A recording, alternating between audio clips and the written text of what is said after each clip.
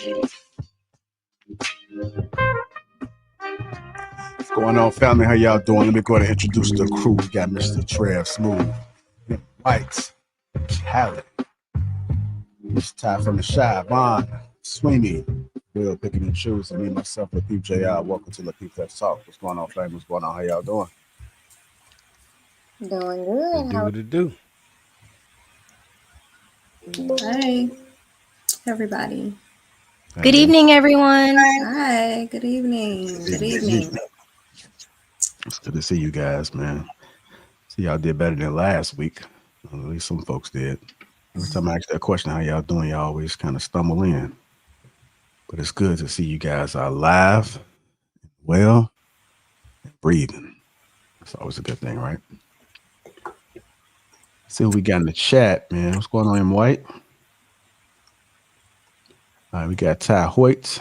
So let's go, Will. Get some fans already, Will. The Matthews was going on. It says good evening, everyone. Dale Matthews says like, share, and subscribe. That's a good idea. If you haven't already, hit that like button. Also, make sure you subscribe. Ronald Brooks said, who Will is on the panel. Him Jung Hung. Hopefully I pronounced that correctly. Erica Herlande says, hello, everyone. DJ Grant, great topic. Fishing and Fit, good evening, everyone. What's going on? Got Will Green Gang. Brandon Nesbitt, what's up, y'all? Boiled hot dog, water smelling. Oh, okay. There's somebody already. What's we got? Mills. 36 piece of the chat and panel. T.O. That's LOL. DJ Grant, I enjoy watching the show. It's a lot of things that y'all address and it needs to be said.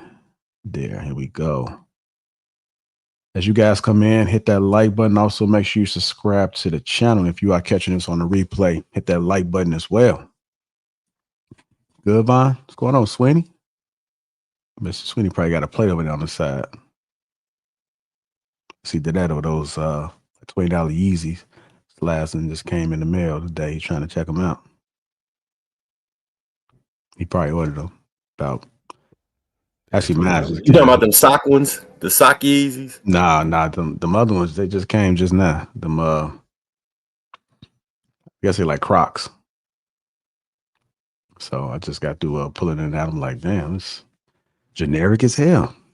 It was definitely generic. I see why they was $20. Felt a little comfortable though, man. It's kind of inspired me to create some Crocs, huh? Nah, it's out of style.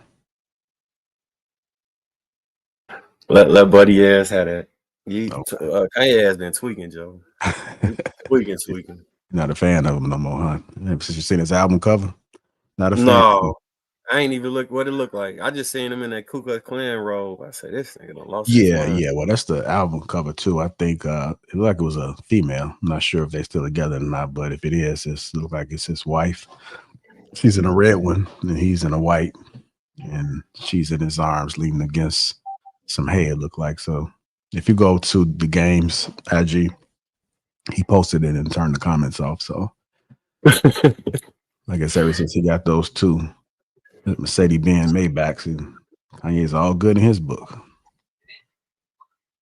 My thing is, when is enough? Like, bro, you rich. You should be able to get every and anything you want in this life. At some point, you don't need no more attention to make no more money. Like, you got to be addicted. Jay-Z said that shit. He said the game like a light bulb with 11 million watts, and I'm just a moth addicted to the floss and the fame. He's whoring himself out for attention. Mm-hmm. Like, I just ain't built like that. I ain't gonna hold you. Some shit just ain't worth it. You feel me? Like 100 million, 10 million. I'll just take my 10 million and not do none of the weird shit for the other 90 and then live my life how I'm supposed to. Cause ain't no way. We missed the old Kanye, not the new Kanye. That college dropout, graduate, man. That man had this. You was in Illinois State when that came out, right, JR? I went to like Urbana-Champaign. It set up, didn't it? Yeah. Everybody was on a Kanye. I think I was a freshman around that time. I think everybody had their Hella look going on. Yeah, I think I told you my little Kanye stories and shit from when they was touring and came to the school. Mm-hmm. I was fucking with them. Yeah, I miss that Kanye. This new Kanye, that ain't Kanye. Yeah. He on some Kanye, like some kind of yay. I don't know what kind of yay, but that ain't my kind of Kanye. Kind of sound like Kanye to be reborn again, huh? To come back as a different person. He claim you reborn. Yeah, we'll see. How you go from Jesus is king to, you know what? Erica says you need the old Kanye back. Fact. Truth says, yo. Now, Chaotic Truth might disagree. Ronald Brooks says, where's Darwin? He should be up here shortly. Yeah. DJ Grant, I'm also glad for the women who are willing to learn and be honest as well. So we can all grow together. But it's not all about women. It's all about how we can grow together. A little bit of positivity, man, before we get the show started, man. Gotta soften up the room. Don't worry, that won't last. That won't last. Okay. What's going on, CC? The Elevated Mind Healer. Plus, we got Carl Anderson. Says, you everywhere, girl. Callie, talking about you. We got a fan, huh? They be seeing you in these streets. All right, let's go ahead, man. Again, if you haven't already, hit that like button. Also, make sure you subscribe to the channel. So we're going to get a little icebreaker, man, courtesy of Mr. Sweeney himself. Posted a reel earlier, which involved Will and Ali. They had a little discussion about rosters, which is a common topic, man. We got some new faces on the panel. I am interested in seeing how you guys feel about this dialogue. So I'm going to go ahead and run this clip, and then we'll go ahead and get into it. So I can play. All right, Vaughn, get ready. Get ready. Ladies looking lovely. I see y'all got on some lipstick today.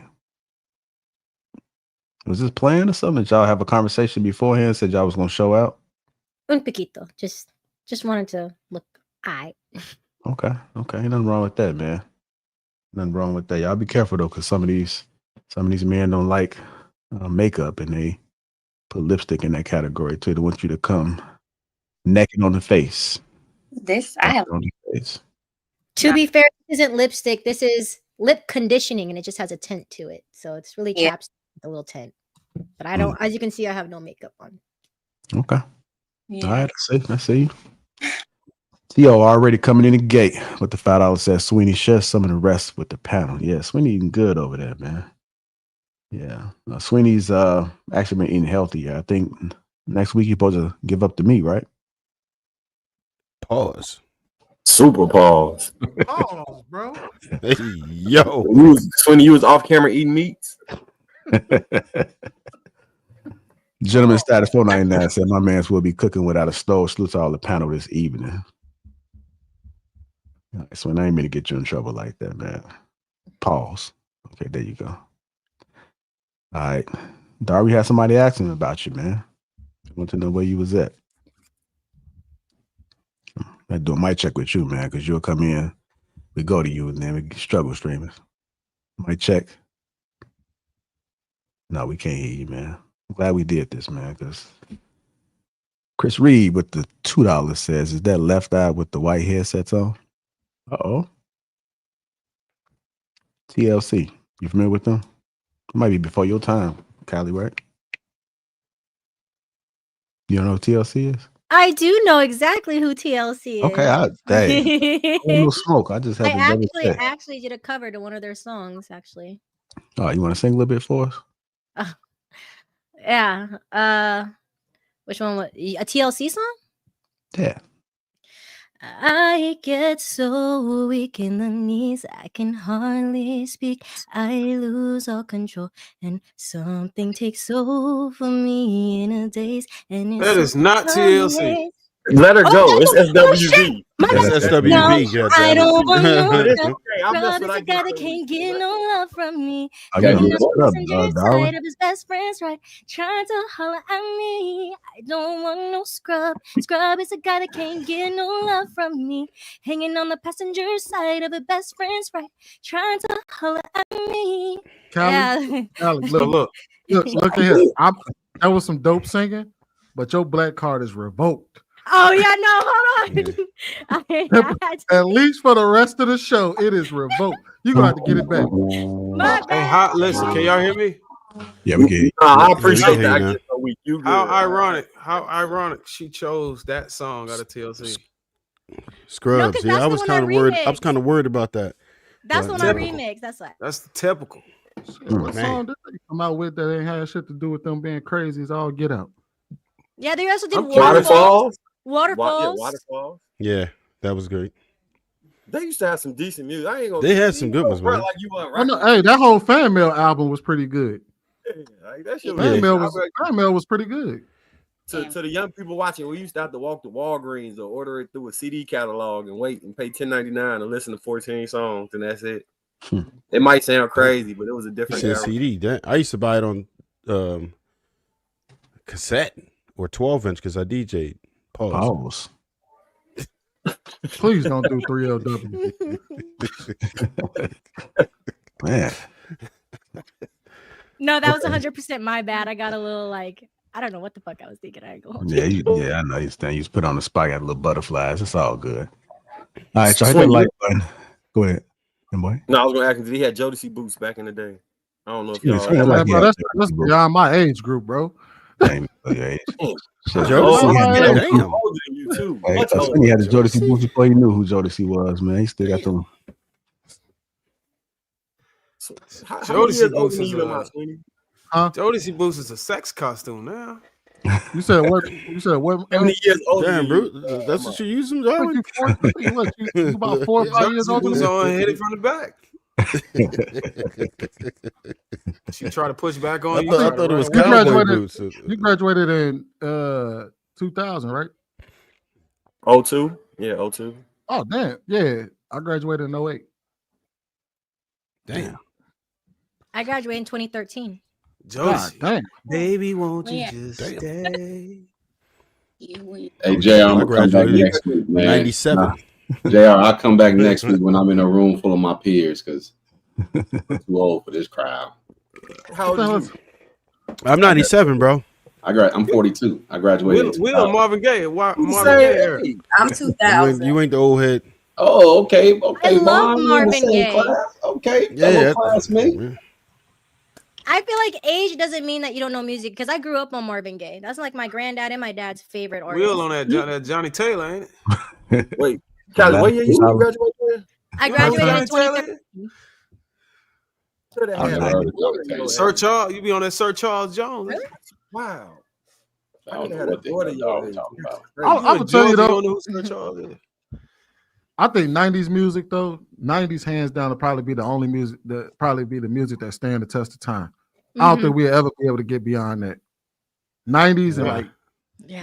You can't Nope. go back to simping. That's why. Nope. you can't get there is no music after that's gonna stand the test of time. Yeah, but you know Outside what? of They said maybe that in early the they 2000s. said that in the 70s too. They said that about the 80s. Right. Listen, these people listening to still listen Chief to Keef 90s. and all that, and Lil Ain't nobody Baby and all, listen, nothing Chief Keef they're going to be jamming to that. That's going to be somebody grandfather music. I'm waiting for them to make a song called "Them They There." And that's when it's going. That's when it's Probably already out. The only thing that's gonna make it out of out. the only thing, talk about a hit. Something like the Backstreet Boys singing "Them They There." the only thing that's gonna make it out of the late 2010s is gonna be Taylor Swift. Maybe yeah. Nope. I'm telling you. Keith is not Watch. making it out of two I guarantee. I generations. guarantee you keep gonna make it out. I Who? guarantee. Guarantee. Early Don't like- 2000s was a good one too. Like when we Yeah, early had 2000s like stand the test of time too. I'm telling you. It's going to be 2025 music that people going to be rocking What later. what song is memorable right now? A From lot two, of them.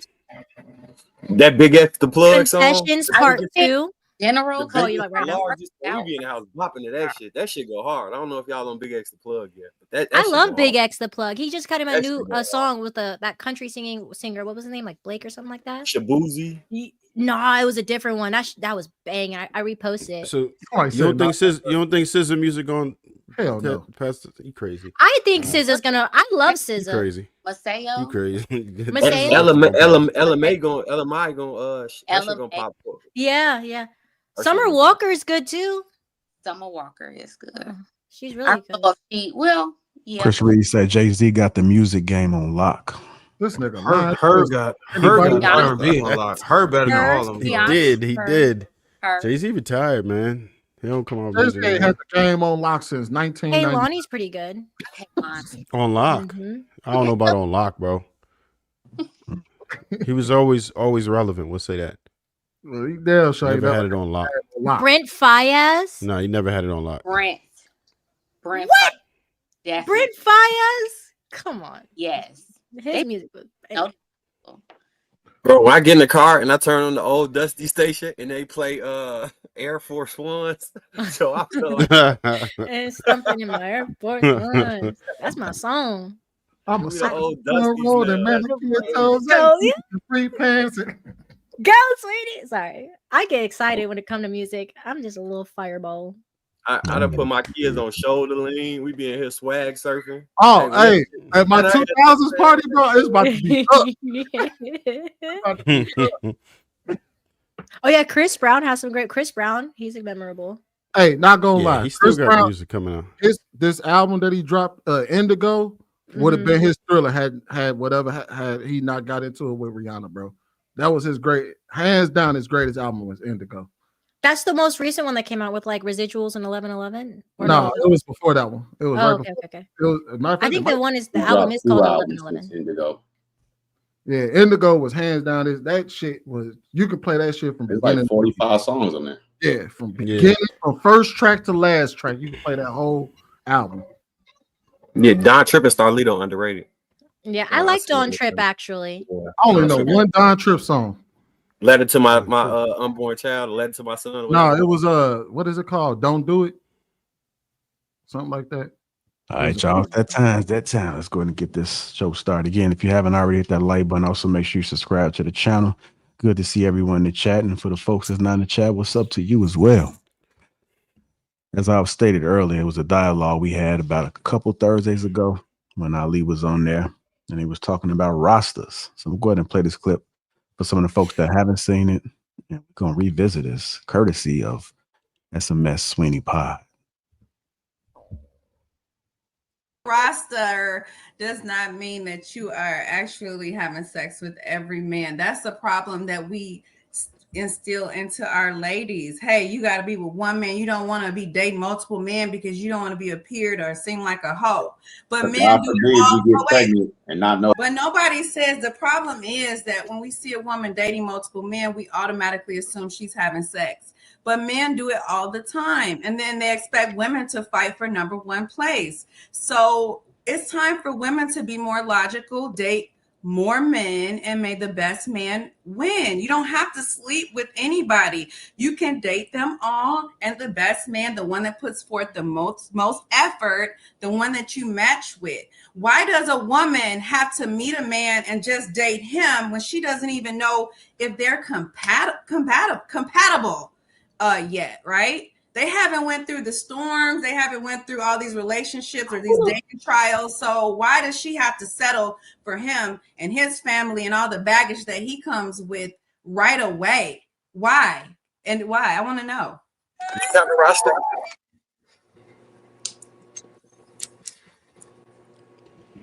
Not the charge you like. Are we I say somebody, do you have a roster? Are you condoning? Oh damn, I thought I was unmuted.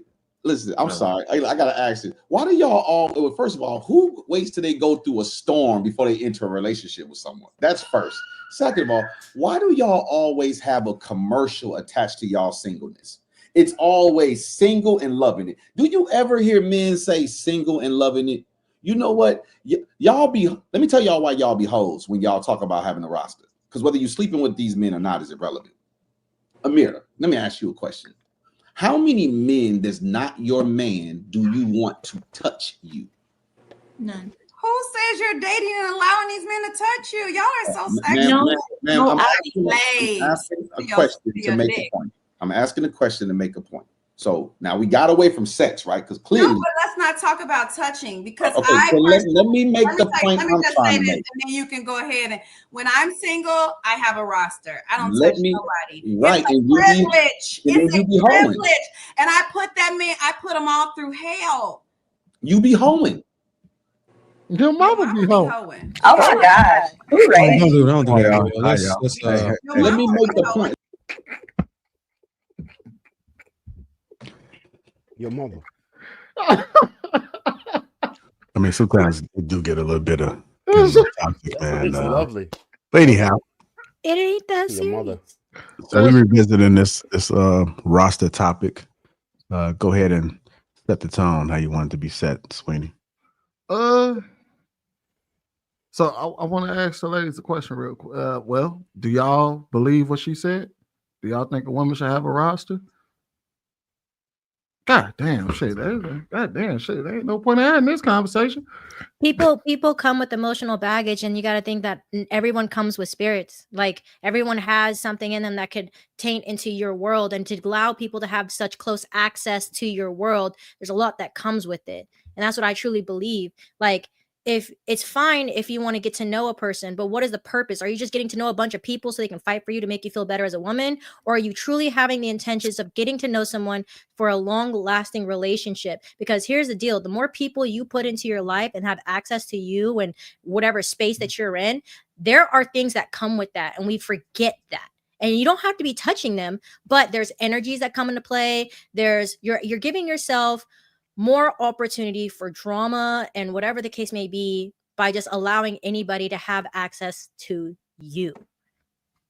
Okay. All right. I need one of y'all ladies to do me a favor. Hold on, I think Ty wanted to say something. Let's see what Ty gonna say first, Sweeney. Yeah, we want to know everyone's perspective. I agree with Callie to a certain degree. I feel like energies are more swapped once you're actually involved with that person. I feel like there are different stages in which you're in the dating situation. So when you're first dating, you're not automatically locking in with someone because you went on one date with them. You also don't have to touch them. It's regular conversation. You spent about an hour with them. So I don't necessarily believe in having a roster in the way that men think about it. Like you have all of these different guys that you're simultaneously dating. But after you go on a few dates with a person, you're able to see like who you like the most. I don't think you have to just stick with one person from the gate and X them out, then necessarily go to the next. You can go on 2 different dates on 2 different days. All right. Liquid more. You get what I'm saying? I got a question for the lady. I need one of y'all. I need a favor from one of y'all. Can any one of y'all make a legitimate argument and argue the side of being able to have a roster? I just don't understand I don't get why. Like, I don't get what the purpose of it is. Like, I get, getting to know people, but like, at what point is the roster because from what she stated, sorry, go ahead. I'm sorry. Yeah, go ahead. I cut. Go ahead. No, it's okay. I was going to say, from what she said, from what it sounds like, is she just wanted everyone to fight for her and like survival of the fittest type of it. And I just feel like that's wrong, because it's like, these people have emotions too. Do they know that you have multiple people? You know what I mean? And if they do, like, are they truly okay with sitting here knowing that they're competing with a bunch of guys for you when they could probably find someone that maybe is right for them? I don't see the reason in just having to have people fight for you. You don't have to fight for me, because if you're for me, it's going to show through your actions. And I'm able to see that through the time that we commingle together, not from, oh, you hit me up more than this person, so I'm going to go with this person. Like, that doesn't, I don't know. No. I just feel like I come from an era of, if you kiss me, we go out. If we have sex, we go together. When growing up, high school, yes, like it wasn't really dating. Like, it was more so like, it wasn't multiple people. That is, it was like, I like this one. This is the person I'm entertaining. Then this is what I'm gonna pursue until I figure out what this is. Like, if it's no longer what I'm thinking, if we're not on the same page, then now I'm open to date someone else. Vaughn, you from Chicago, right? Absolutely. Have you ever dated? You said when you talked about it, you referenced high school, so you had more time. You talking? We can't hear you. I'm sorry. Yeah. I have not actually dated for real. Okay. That's like the difference, right? Like in high school, of course, you around a person, you do only like one person, and you home on them. But as an adult, it's not really like that. Like, especially if you're trying to date with a purpose, you're not really, you just trying to see if you attracted to a person, you can talk to them. You get what I'm saying? Like, but one date might not really be that big of a, and you don't talk to them anymore. But that doesn't mean that. That's now, yes. That's definitely now. That's a now thing. Yes. Yeah. I was married for 20 years. So dating now is, I'm still not that girl where I'm about to pick up 10, 5. What is a roster? Like, how many would you say is a roster? I feel like that's the wrong word for it. And that's why I said I don't think of it in the way that she was saying it or the way men think about it. It's right. Well, I don't know. What she was saying, I agree with Callie on that. I don't feel like anybody needs to fight over me. It's not death over it. It's who you connect with. Feel like you have a compatible relationship or can see one with. You get what I'm saying? And if at dates you can see that, then cool.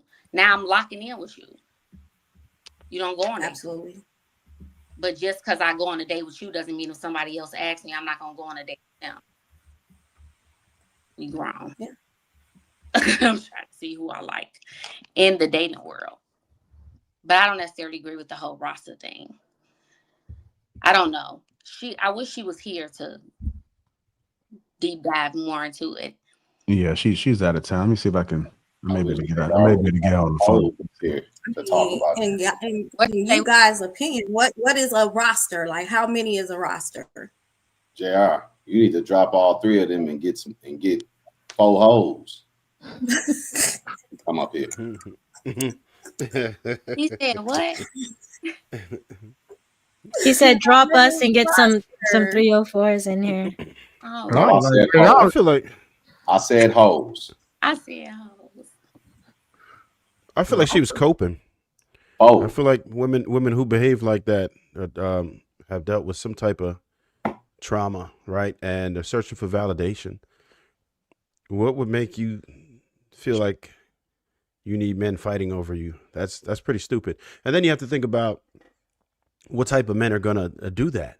What man of value is going to sit here and invest all of his time, his efforts, his resources into a woman who's dating other men? That's an extreme turnoff. For the ladies that don't understand that shit, yeah, we're gonna look at you as a hoe. That's just what it is. We see you, I don't care what you say you're doing. We don't care if I'm with you or I'm trying to be with you, and then you can be seen with other dudes doing other shit. That's not a good look. No respectable man is going to go for that. It's complete nonsense. And you should be ashamed of yourself if you think that's a go. Like, if you want to be out here, you want to do what it do, go ahead. But when you think a man who really has his head on his shoulders, somebody who you would actually desire is going to chase you, no. And if you notice, most women who speak like that are insufferable, miserable, and whatever else you want to attach to it. Women who are in their divine femininity do not behave like that. They don't want a bunch of men fighting for them. They are looking for one man of value. They're not sitting here dating a whole bunch of dudes, and they understand and would have enough respect for themselves to not put themselves through that. I don't know what would make you really want to do that, but either way, she should. We'll just take it off of her for a second. We'll just concentrate on women in general, not understanding that men don't appreciate or respect that, and any man of value is not going to continue to court you if he feels like you're dating a bunch of men. Why would I invest my efforts into somebody like that? It doesn't make sense. Vaughn, I got a question for you.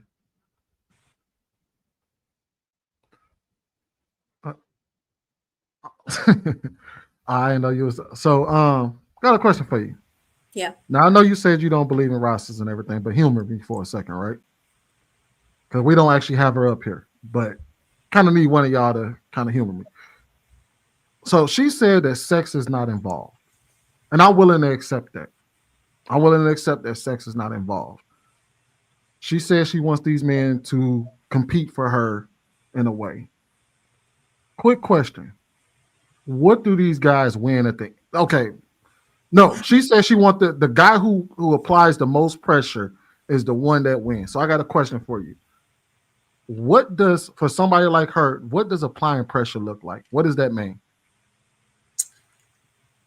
Applying pressure would be you showing interest, because not everybody's going to show interest the same. Maybe you sending me flowers at work, you asking if I ate, sending me food, interested in my day, asking me how's work, my goals, my things I'm interested in. Like someone that's really interested are going to be interested in all of those things. So not every person that you talk to or are entertaining are going to do those things. Fair enough. All right. So what does the guy who applied pressure win in that scenario? He applied the most pressure. Me What does he? exclusively. You and me. Why would I be interested in anyone else? Because this person is looking more like it can go somewhere. Okay. And what exactly do you gain from that guy winning in that scenario? I'm hoping I gain somebody that's actually really caring about me in general, my needs, my how I feel, where I want to go, maybe build something. I want to see where it can go, even if it goes nowhere. I want to entertain it more. So I'm hoping that he stays this way, consistent. I'm looking for consistency. So basically, he's doing the same thing after he wins you that he was. He has to. Yeah. Right. Yeah. All right. Thank you for doing that, because I know that might have been tough for you. But here's the thing. That's not really a win for men. No man would consider that a win. To encounter you dealing with other men, and then you say, well, the guy that applies the most pressure is the one that wins me out of all of these suitors. And then the guy says, okay, well, what do I get? Oh, well, you get me. Okay. What does that mean for us? Oh no, we should be applying pressure as well. We should be showing you the same things. I don't agree with it's just going one way. Like you should be getting the same things I'm getting. I'm interested in you. I'm putting more into you as well. Like I'm not gonna not do nothing and you're showing me all this interest. No. Do you think a woman that has a roster will be able to do that effectively? No, this is why I said, what is a rock? How many is that? Like, you can't do that. Because I feel like, okay, I feel like in the beginning, everyone is trying to court you. Everyone is trying to get you. Everybody is coming a certain way. You have to be able to weed that out. And if you have a roster, how can I do that? Like, everyone's doing the same, well, trying to do the same thing. It's different, but still trying to get you. Yeah. And see, that's the thing that men don't see as really attractive when it comes to knowingly dealing with a woman who has multiple, especially if we know about it. So we don't see that as a win. And that's oftentimes, if you think about it, the women who talk like that, I really would love to ask, how often after this guy applied pressure and won whatever he won, did all the pressure stop? Me too. I want to know too, because it does stop. You have some that fall off. Because I think that's what happens in a lot of those situations. The man applies pressure until he no longer has to anymore, and then it's over. Or what about the people that's not being authentic? They're not being themselves, so they portray to be this person, and then once they have you, you don't have it anymore. Now you're complaining a couple years later, like, oh, he doesn't do this anymore. That happens too. It's almost like in that scenario, you forcing somebody to present so it's like a job, right? People come bring their best candidate to the position, and they can't typically maintain the things that they present if they're in the state of trying to impress you. That's why, like for me, for instance, I'm not about to try and do nothing that I'm not gonna be able to maintain. I'm gonna keep it a bang. So if I'm the type of person that won't buy flowers, I'm not gonna start buying them just because. Like, I'm gonna do things I can consistently do, or do at least with some regularity, because that's gonna create a whole lot of issues in the long run. You know what I'm saying? When you convince men that they need to take you on a vacation to Spain in the first date, and that's how they impress you, you think you're gonna be able to maintain that every week for the rest of the relationship? If he even attempt to, he gonna go bankrupt. It just don't make no sense in the dating market. You setting yourself up for an unrealistic expectation by pushing that through. When I think about a roster, so I think that's like women saying they want to have rosters is an example of women saying they want to be alpha females and all that. Stop using terms that males coin for themselves, adopting them for yourself, and then operating as if you're men. You're not men. Men and women are different. When I say I have a roster, I'm probably fucking between 3 to 4 of them girls, or however many girls. Are we trying to hit all of them? We operate completely different. When we hear y'all say you got a roster, no matter what you say, it's like when you go on a date and a girl be like, "Oh, I'm not gonna have sex with you tonight." Oh, okay. I don't believe it, because 9 times out of 10, she gonna want to have sex with you by the end of the night. When you say I'm not fucking these guys that you on your roster, I don't believe it, because 9 times out of 10, the thing that people vehemently deny in a talking situation, they usually do that shit. Especially if you didn't ask them, they just come out the blue. I think it's a bad idea for women to operate in the space like they men. Be women. Women are great. Don't try and be men. We got our own issues. We shouldn't try to be women, and y'all should try to be men. But those are my thoughts.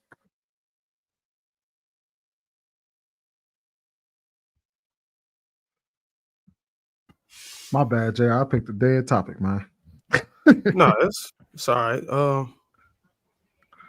I think having a roster is a masculine thing. I think women need to just be honest. They just want novelty. They just want to be able to hop on multiple cocks. You know what I'm saying? Being able to want the guy that might have good cock might not have good money. You know what I'm saying? So you gotta get another dude to compensate for the lack of money. Or you might have to get the third dude to compensate for the lack of attraction, the lack of emotional connection. So a lot of these guys are not being raised as a complete package. One could argue it's because they're raised in a single mom household, and they're not able to get to that other side of the development. So they're incomplete men. So women trying to build one man out of multiple guys. And if she can do it, if multiple guys are willing to move like that and not marry, it's something that's capable of happening in today's society. So I think at that point, I think we're at a point where women don't really care about, because I think Trev pointed out, men is not going to respect you. I think we got to a point where it's clear that they don't care whether we respect them or not. So they only, value how we respond in the moment. Whenever they get rejected or denied, or we say, "Hey, you don't qualify," or "You for the streets," or that's when they start caring. But as long as you got enough excuse my language. As long as you got enough brothers out here that is willing to be on the roster and not require anything more, and this is what you get. You get a plethora of women running around here having rosters and being masculine. So I think they just need to be upfront with it. Like, just be open with it. It's fine. You want to be promiscuous, just say that. It's okay. I mean, we're witnessing worse than that. So just go ahead and own it.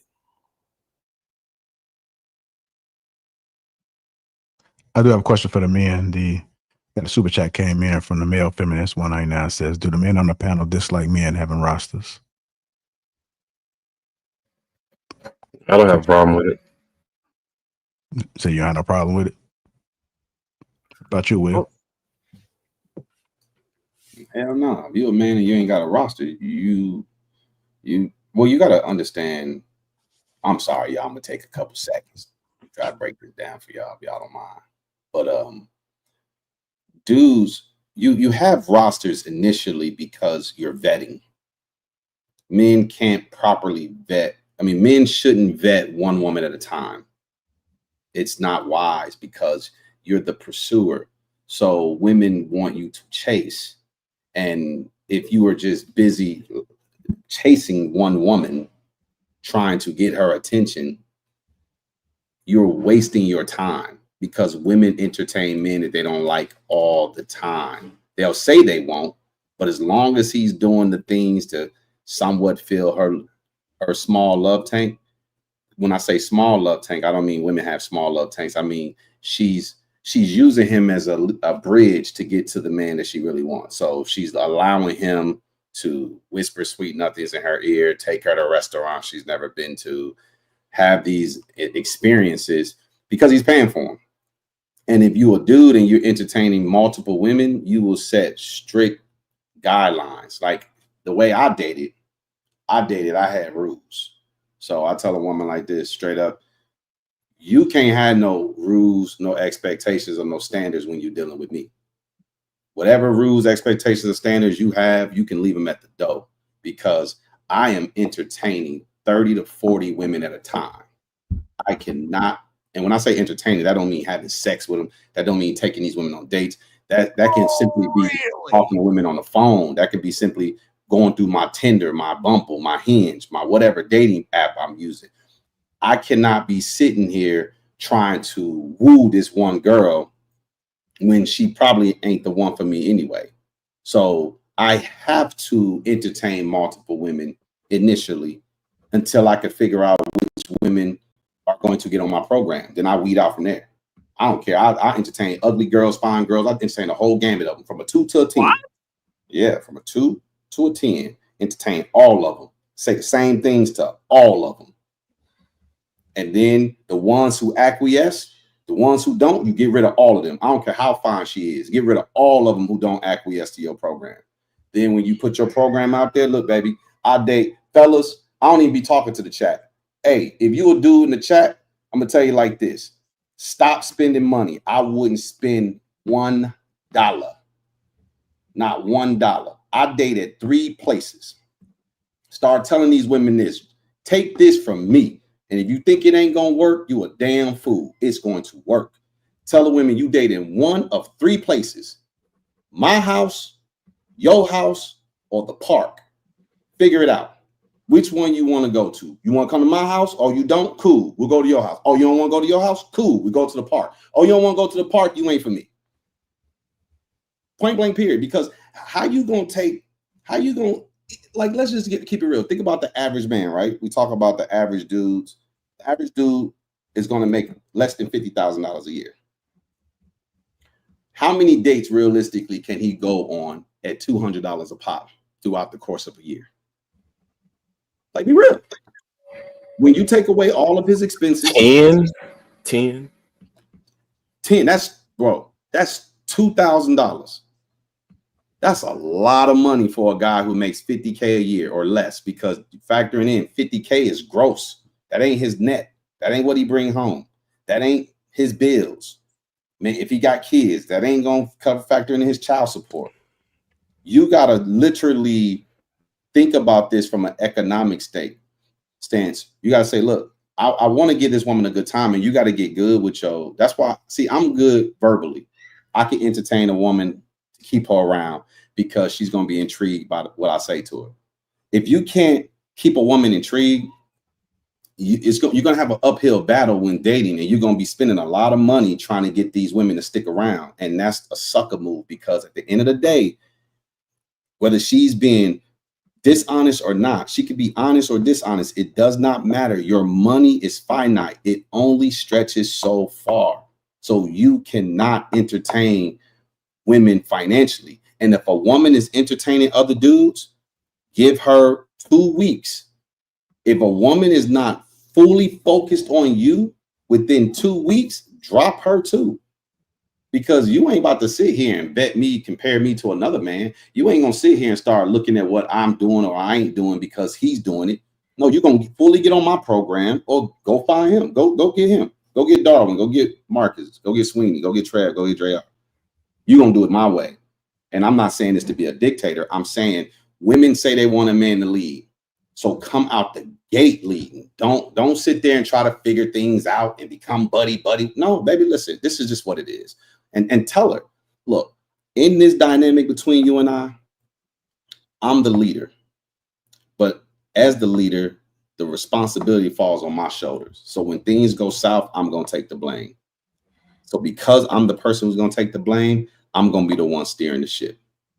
If you don't like that, hey, baby, look, you fine. I'm pretty sure you got a lot of dudes on your line, have at it. And then cut it loose. You can't deal with me and have a roster. You can't. Like I said, you got 2 weeks. Because, in 2 weeks, I'm going to make my decision by the third date, guaranteed, if I'm going to be dealing with a woman. And it's going to probably take me within 2 weeks to get those 3 dates if I like you. If it's taking more than 2 weeks, he don't like you. Ain't no dude ever took 2 weeks to see a woman 3 times that he really liked. It's just, I don't know, my philosophy, my strategies is just, it works every time. So I know Ari want to attack all these points. This I is just some want to male say a question. chauvinist. Are you married? Are you in a relationship right now? Me? Yeah. Yeah. Oh, okay. That's it. Girl, you better come on. Yeah. Well, never mind. You about to be on this market. You might want to listen up now. I'm trying to tell you. I'll tell you. It's rough out these streets. This program, boot program you got, I just never heard of anything in my life like that. No men like me. I'm beyond the top flight security now. That's great. Listen, not to be bragging or boasting. I'm saying what I think women should do is when they hear guys like me talk, instead of thinking, oh, he arrogant, look at him cocky, bragging. No. Ask some questions. Because then when you hear the insight behind it, you're like, well, that makes sense. Okay. Because most of y'all shut down. Y'all hear a guy talking like, well, y'all don't hear guys talking. I just know you don't. But if you hear somebody talking in the ballpark of how I'm talking, you go to the negative right away. This should be something that piques your interest. Like, whoa, what's that about? Like, y'all, let me ask y'all. Well, Ty, you married, right? Oh, I thought you was married. I'm sorry. I thought you was married. I thought I heard that on a previous broadcast. So are all 4 of you ladies single? Well, that's if they're not married, they're single, Will. So yes, all of them. Well, I mean, are you in a relationship with somebody? No, I'm not talking about married. If you, I don't say you single if you're not married. Is there somebody climbing on top of y'all? Ain't nobody climbing, then y'all single. Ain't nobody climbing on top of y'all, then y'all single.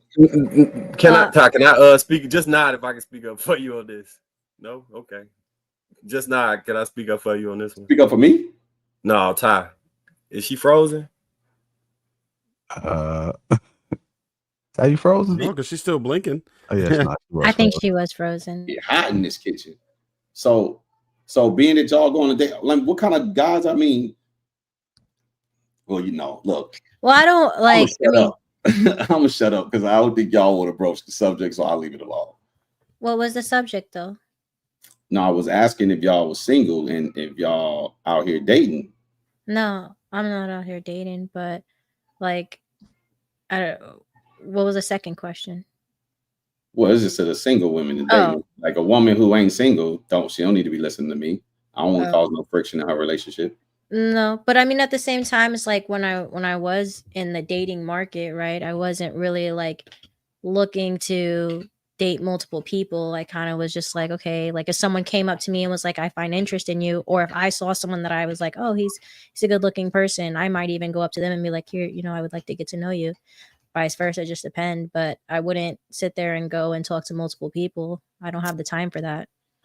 Yeah, you say you was born. I mean, you graduated in 2013. Yeah.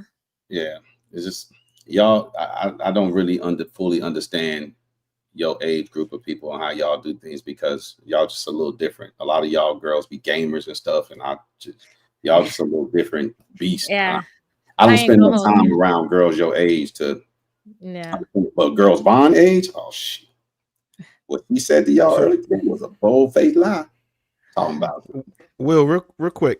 I think your philosophy should come with like a don't try this at home, right? Oh, and I say that because I'm gonna tell you why I say that.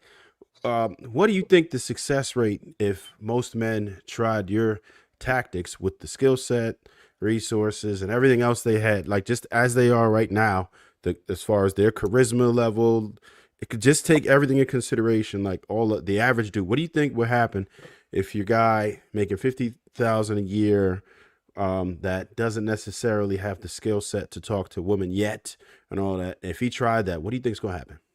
I think his bank account will love him because his bank account will get a reprieve from all of the swipes on his debit card. No, I get that part, but as far as that's huge. not the point. The point is we're talking about them dating, courting women or rosters or whatever, right? Right. Think about it. What is the most significant thing that men use to try to court or engage women? Money. A lot of them. So that's a bad idea. That's a bad idea. But whether it's good or bad is irrelevant, right? That's just what they use. So if a man can retain more of his money, it will put him in a stronger position when he actually has women that actually likes him. So let's say that the 4 ladies on the panel single, and I'm out here dating, and I meet all 4 of them. Well, Ty tripping, she coming and going. So if I met all 4 of them, unbeknownst to them, and I'm talking to all 4 of them, the likelihood of me sealing a deal with all 4 of them is slim to none. There's probably going to be 1 of them that actually likes me, and 3 of them may just be entertaining me. And if I'm entertaining all 4 of them, I'm probably going to be taking them all on dates of their expectation level. So Callie's gonna want me to take her somewhere that she likes, and Von's gonna want me to take her somewhere that she likes, and both of them are going to be picking stuff that's going to be stretching my budget. And then I got to deal with Aria, and then I got to deal with Ty. So I'm sitting here calculating this in my head, and I'm building expectations because I'm forking out this money. If I'm forking out this money, I'm like, I got to get a return on this investment. And so now the conversations, my intentions start to change. Guys don't genuinely date women trying to really get to know her while spending his money. That don't work. If we keep lying to ourselves like, oh, that's okay, that's what you do. No, that don't work. So I have a question. Most women, I just wanted to say that this one point, and then I got you. I think most women hate when you allow them to pick the date. Like they usually want you to take charge of it. I hear that complaint all the time. Like, he didn't even know where to go. You usually would pick that, and there is ways to doing it, right? Y'all talking about $200. I think that's wild. I wouldn't do $200 on a joint that I'm not really familiar with yet. Like they got 2 for $20 still, like Applebee's and shit. Like we could. When's the last time you been on a date? Say what? When's the last time you been on a date? Last week. And you took a girl to a 2 for $20? I took my wife. I didn't have to take her there. Oh, that's I'm in a different situation, but I know that it exists, and we do it sometimes. How long you been married, Trev? Almost 20 years.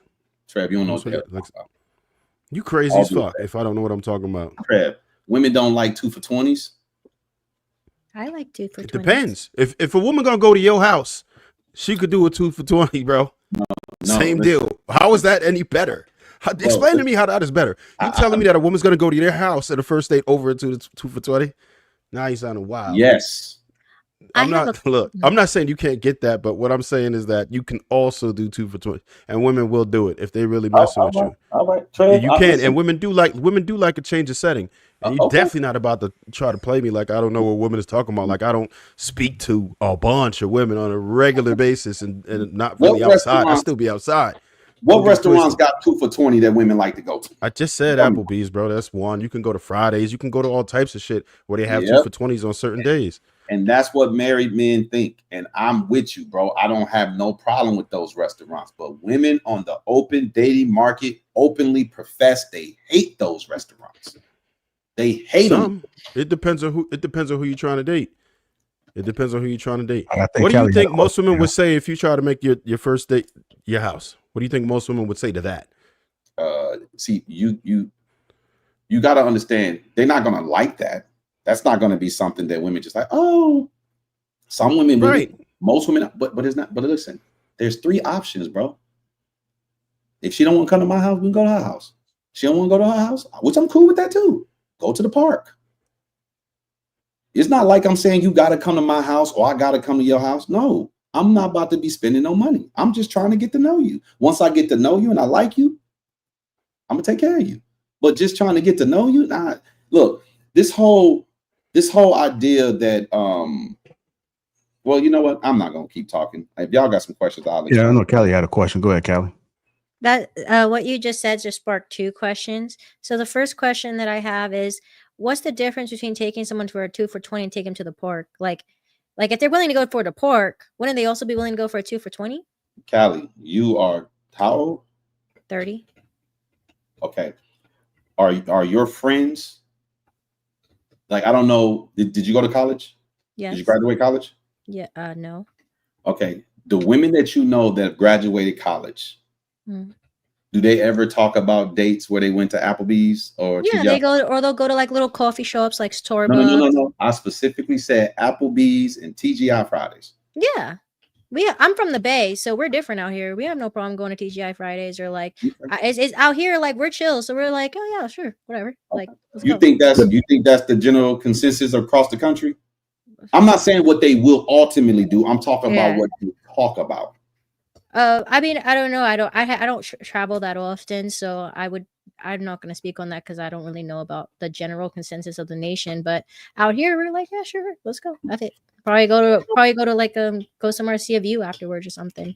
And then my next question was, okay, so let's say there is no money involved or whatever. Like, isn't it emotionally draining dealing with so many women at once? Like, just emotionally, like having to like, because like just dealing with so many people at once can be like emotionally draining. Like, you don't find that, or you're not a pursuer. Now I know you may Well, see hold, a guy and well, say, hold tight. Let me get some other guys to try to answer that question. Let me spread it around a little bit. Darwin and Sweeney, y'all want to tackle that question? What was the question again? I lost it. Sorry, my question was like, don't you guys get emotionally drained from just dealing with so many women at once? Whenever I was out there dealing with multiple women at once, no, I wasn't using my emotions to deal with them. So there wasn't this thing about it being drained. Once I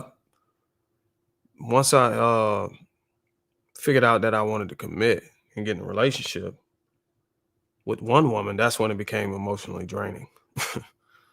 So there's that. That answer your question? Yeah, you said it's not. Hey. What happened, Sweeney? You good? I know Aria was trying to get a comment in here. She been waiting responses at the beginning of me and Will's the rant we went on. Did y'all not hear how he posed that? He said, "No, I was good until I had to deal with one of you motherfuckers." Then it became emotionally draining. All right, go ahead, Ari. What you got on this? I think like a lot of what I hear on like multiple podcasts and panels and things like that is that like men think women are looking for particular like financial status, like the things that come up so regularly, like financial status, car, height, have a house, like that kind of stuff. And I mean, I was married for 10 years and then I've been dating for a little over 2 years. And myself and every adult woman friend that I have, like, that's not really what we're looking for, number one, right? I mean, maybe like if you're younger and you're not established and you don't have anything of your own, that feels like that's like a ticket to, I don't know, speed up your status or something. But for me, like I've gone on a date to Portillo's. I've gone on several dates to Starbucks. Like, yeah, the park would be fine too. I also like, I think I prefer a man to show his interest and show his like actual, I don't know, effort by potentially paying for the first date. I always pay for the second though, if they'll let me, right? Because I think like that's not what I'm looking for, is not your money. What I'm looking for is a person that I connect with on an intellectual level, on a mental level, a person that I can connect with emotionally. Somebody I'm attracted to, but that they don't have to be 6 foot. You know what I'm saying? Like, I feel like a lot of the things that men assume women are looking for aren't necessarily the things that I or most of my friends are looking for. You know what I found strange? Now, I haven't been to that many like white cloth restaurants in my life, but I've been to enough of them, and I had quite the observation. And I was just thinking about that shit. You know where I see the most couples at? I see the most couples at Applebee's, or like your TGI Friday, or like your. I see the most couples there. You know what I normally see at these white cloth expensive ass restaurants? A bunch of friends. Like, that's who I see at a bunch of like these restaurants. You see a group of them all together, splitting the bill on one table. But like where I see in like, or they buy themselves or something like that. But at TGI Fridays, Applebee's, Chili's, it's always couples in there. So I think because when you see the couples at those white cloth restaurants, it's usually Valentine's Day or her birthday or something. No, this just be on any given day, you know, because that's where we go. No, I'm saying like the couples be at Applebee's or TGI Fridays only whenever it's not Valentine's Day or their birthday or something, or anniversary. I mean, it makes sense, don't it? No, I don't. I'm not following. All right, just let it go. Don't worry about it. I got another question. So, like, you know how guys are allowed to have rosters and stuff like that? Like, how? Well, that's what you guys make it seem like, right? You guys are like, women can't have rosters, but women don't like when dudes have rosters. They do, but they don't, because women like men that other women like. But like, don't you guys feel some type of way? Because you said you date. I'm just bamboozled by the 20 to 30 women. I'm not saying you're. But I'm not sleeping with all those women. I'm not even seeing all those women. I'm entertaining. It may be just on the phone, may just be via text, but it's not. I mean, have you ever dated with a dating app? I have before, yeah, but I stopped that like years ago. Did you have like 300 guys in your inbox? I did, but I kind of didn't entertain 300 guys in my inbox. Right, but 300 guys was trying to entertain you, right? Mm-hmm. And you weren't giving them your undivided attention, right? Correct. Yeah. So do you think they were waiting around for you to respond, or do you think they were messaging other women? I'm sure they were messaging plenty of other women. Yeah. And how many other women do you think were doing exactly what you did, just not really giving them the time? Probably a lot.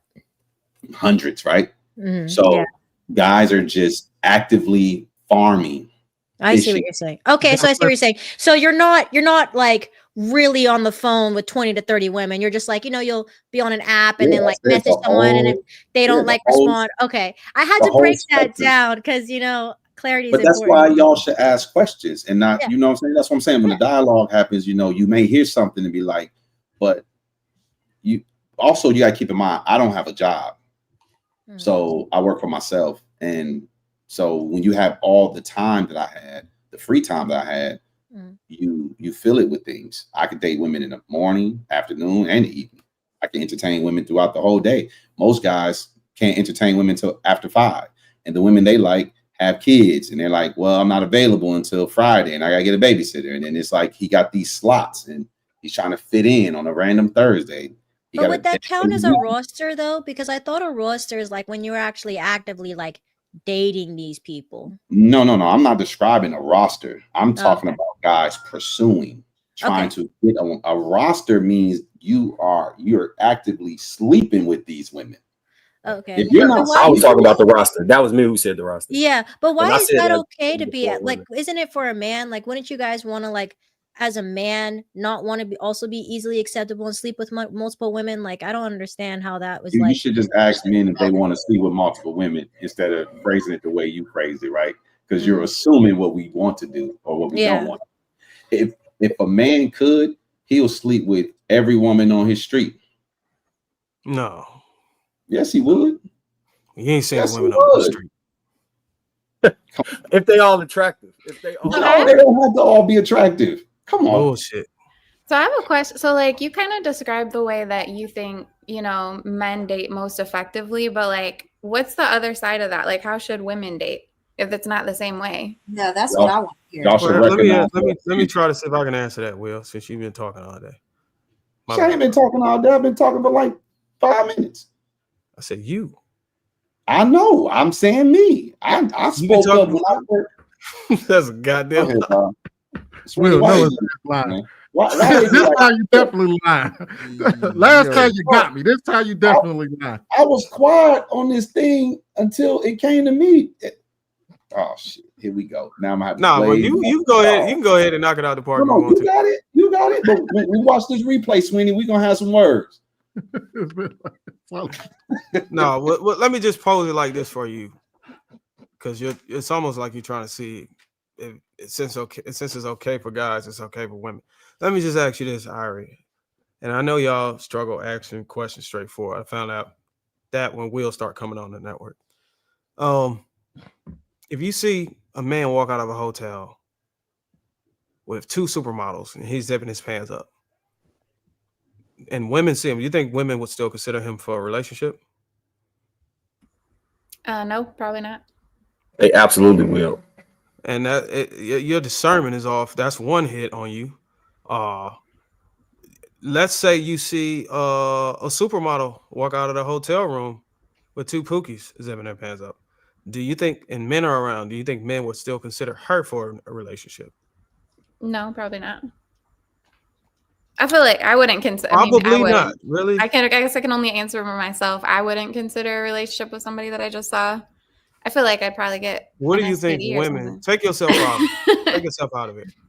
What do you think most women, when they see a man walk out of the room, it don't matter if he's a man with money, average dude, he walk out of the room with 2 women, zipping his pants up. You think, and he's attractive. Do you think most women will still consider him for a relationship in the future? That saw him come out. If they personally saw, I feel like no. But ask the women here, like how many of you would? I've been in that scenario, and when the women left, the other women will flirt with you. Let's make the it women more that's watching and seeing this shit happen will flirt with you. They not going. Let's make it more simple because that's. But it also depends on what the woman is looking for at that time. Those women that don't care about anything but having a good time, they will flirt with him afterwards. Because if 2 women want to know, maybe he's good at something.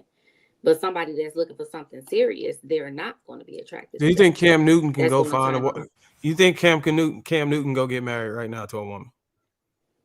Yeah, I think he can get married to a woman. Who's the equivalent of Cam Newton? Who's the woman that's got all these kids and shit that everybody know? Can she go get a husband? What's her name? I don't know. Just throw one out. They got all you see the difference, but y'all don't even want to land on. Kiki, what's her name? Kiki Wyatt, the singer. She had a whole bunch of kids, a few different baby daddies. She always married. She married? Yes. Yes, she is. What I'm trying to. When you're famous, it happens. That's all. What I'm trying to get y'all to understand is it's a double standard. The likelihood of a woman using a man coming out of the hotel was 2%.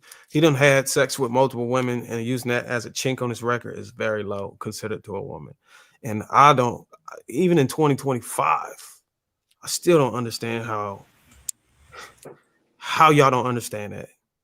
Whenever y'all can go up on it, whenever y'all can praise bisexuals, male bisexuals and stuff, but a man can't have multiple women and still be attractive to most women. Like it's just this day and age is fucking mind blowing. No, this is what it is. This is what it is. In my opinion, right? From what my observation, women view things through their own lens. And then they apply that lens onto men and say we should view it that way as well. And when we don't, the judgment comes because they're like, hey, I wouldn't do this. I don't think this way. I don't feel that way. I'm disgusted by this. I think this is wrong. And the majority of men looking like, no, we all kind of in agreement. Whether we're going to admit it or not is one thing.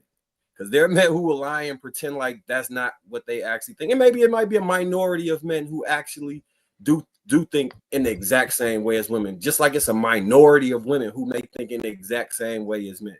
But in general, the way that like when Vaughn was saying earlier, if she has sex with you, y'all go together. I have never in my life thought, yeah, after I have sex with her, we together. In fact, after sex, when post-nut clarity kicks in, most times you're finding a way. I'm not even gonna say, Will, finish the statement. Because I only, so you know I'm not making this up. What do you, after post-nut clarity kicks in, what are you trying to do right after that? I can't talk. I'm on timeout by Sweeney and Dog. Man, look, I ain't nobody put you on timeout, man. Get the fuck out of here. Marcus, we trying to bail. If that's he's trying to leave, yeah. Trying to bail. Yeah, post-nut clarity. It's like you sitting there and go ahead, Marcus. Something about our biology does this, and y'all can't understand it just like we can't understand things about y'all biology. We have an insane drive when we're like, it's like a prey drive to have sex or to hunt or to try and approach women. Once you have sex with them, then you damn near can't determine for real if you like them or not till after that point. Because once that feeling leaves, whatever is left is how you actually feel about that woman. And then at that point, women's oxytocin kicks in, and then to your point, Vaughn, which is for most normal women, they develop a connection with the man and want to be closer to him. We don't feel that way. You're hot at this point. Like, please move your leg off of me, unless we like you, and then we'll sit there and cuddle with you because we actually feel good about you like that. I know it sounds crazy, but men and women are completely different in regards to this. I can't stress this. I think one of the worst things feminism or the equality movement between men and women has done was confuse biology to the point that women will put an expectation on a man the same as they have for themselves, and then they will get their heart broke because they're like, I can't believe another human would do this to me because I would never do this to you. But it's not the same. We do not think the same. Our biology is completely different. We are completely different. We are completely different. We are completely different. On my Umar shit, I'm gonna say it 3 times because I know it's after this show, somebody gonna watch this shit and say, nah, he not telling the truth. I know men that think like me, that behave like me, and you'll find yourself with your heart broken and hurt because you don't understand that we are different. Your father, your brother, your uncle, your cousin should have explained this. Men and women are not the same. And if you operate like we are, you will get your feelings hurt because eventually you'll go ahead, dog. A big part of it is that y'all accept different things that we don't. Like, it's certain things we don't accept that y'all would from the opposite sex. Like, I think for Will, he said he had like 30, or he might have said something along those lines. I guarantee you, one of y'all women would have said, I have 30 men on the roster.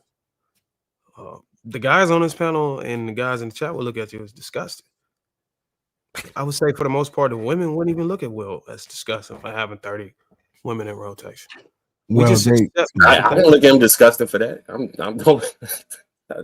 saying. When I heard that, I was like, it would be exhausting to date. That was what I was thinking when I heard that. I was like, that would be exhausting and kind of annoying, honestly. It's exhausting because you're looking at it from your vagina.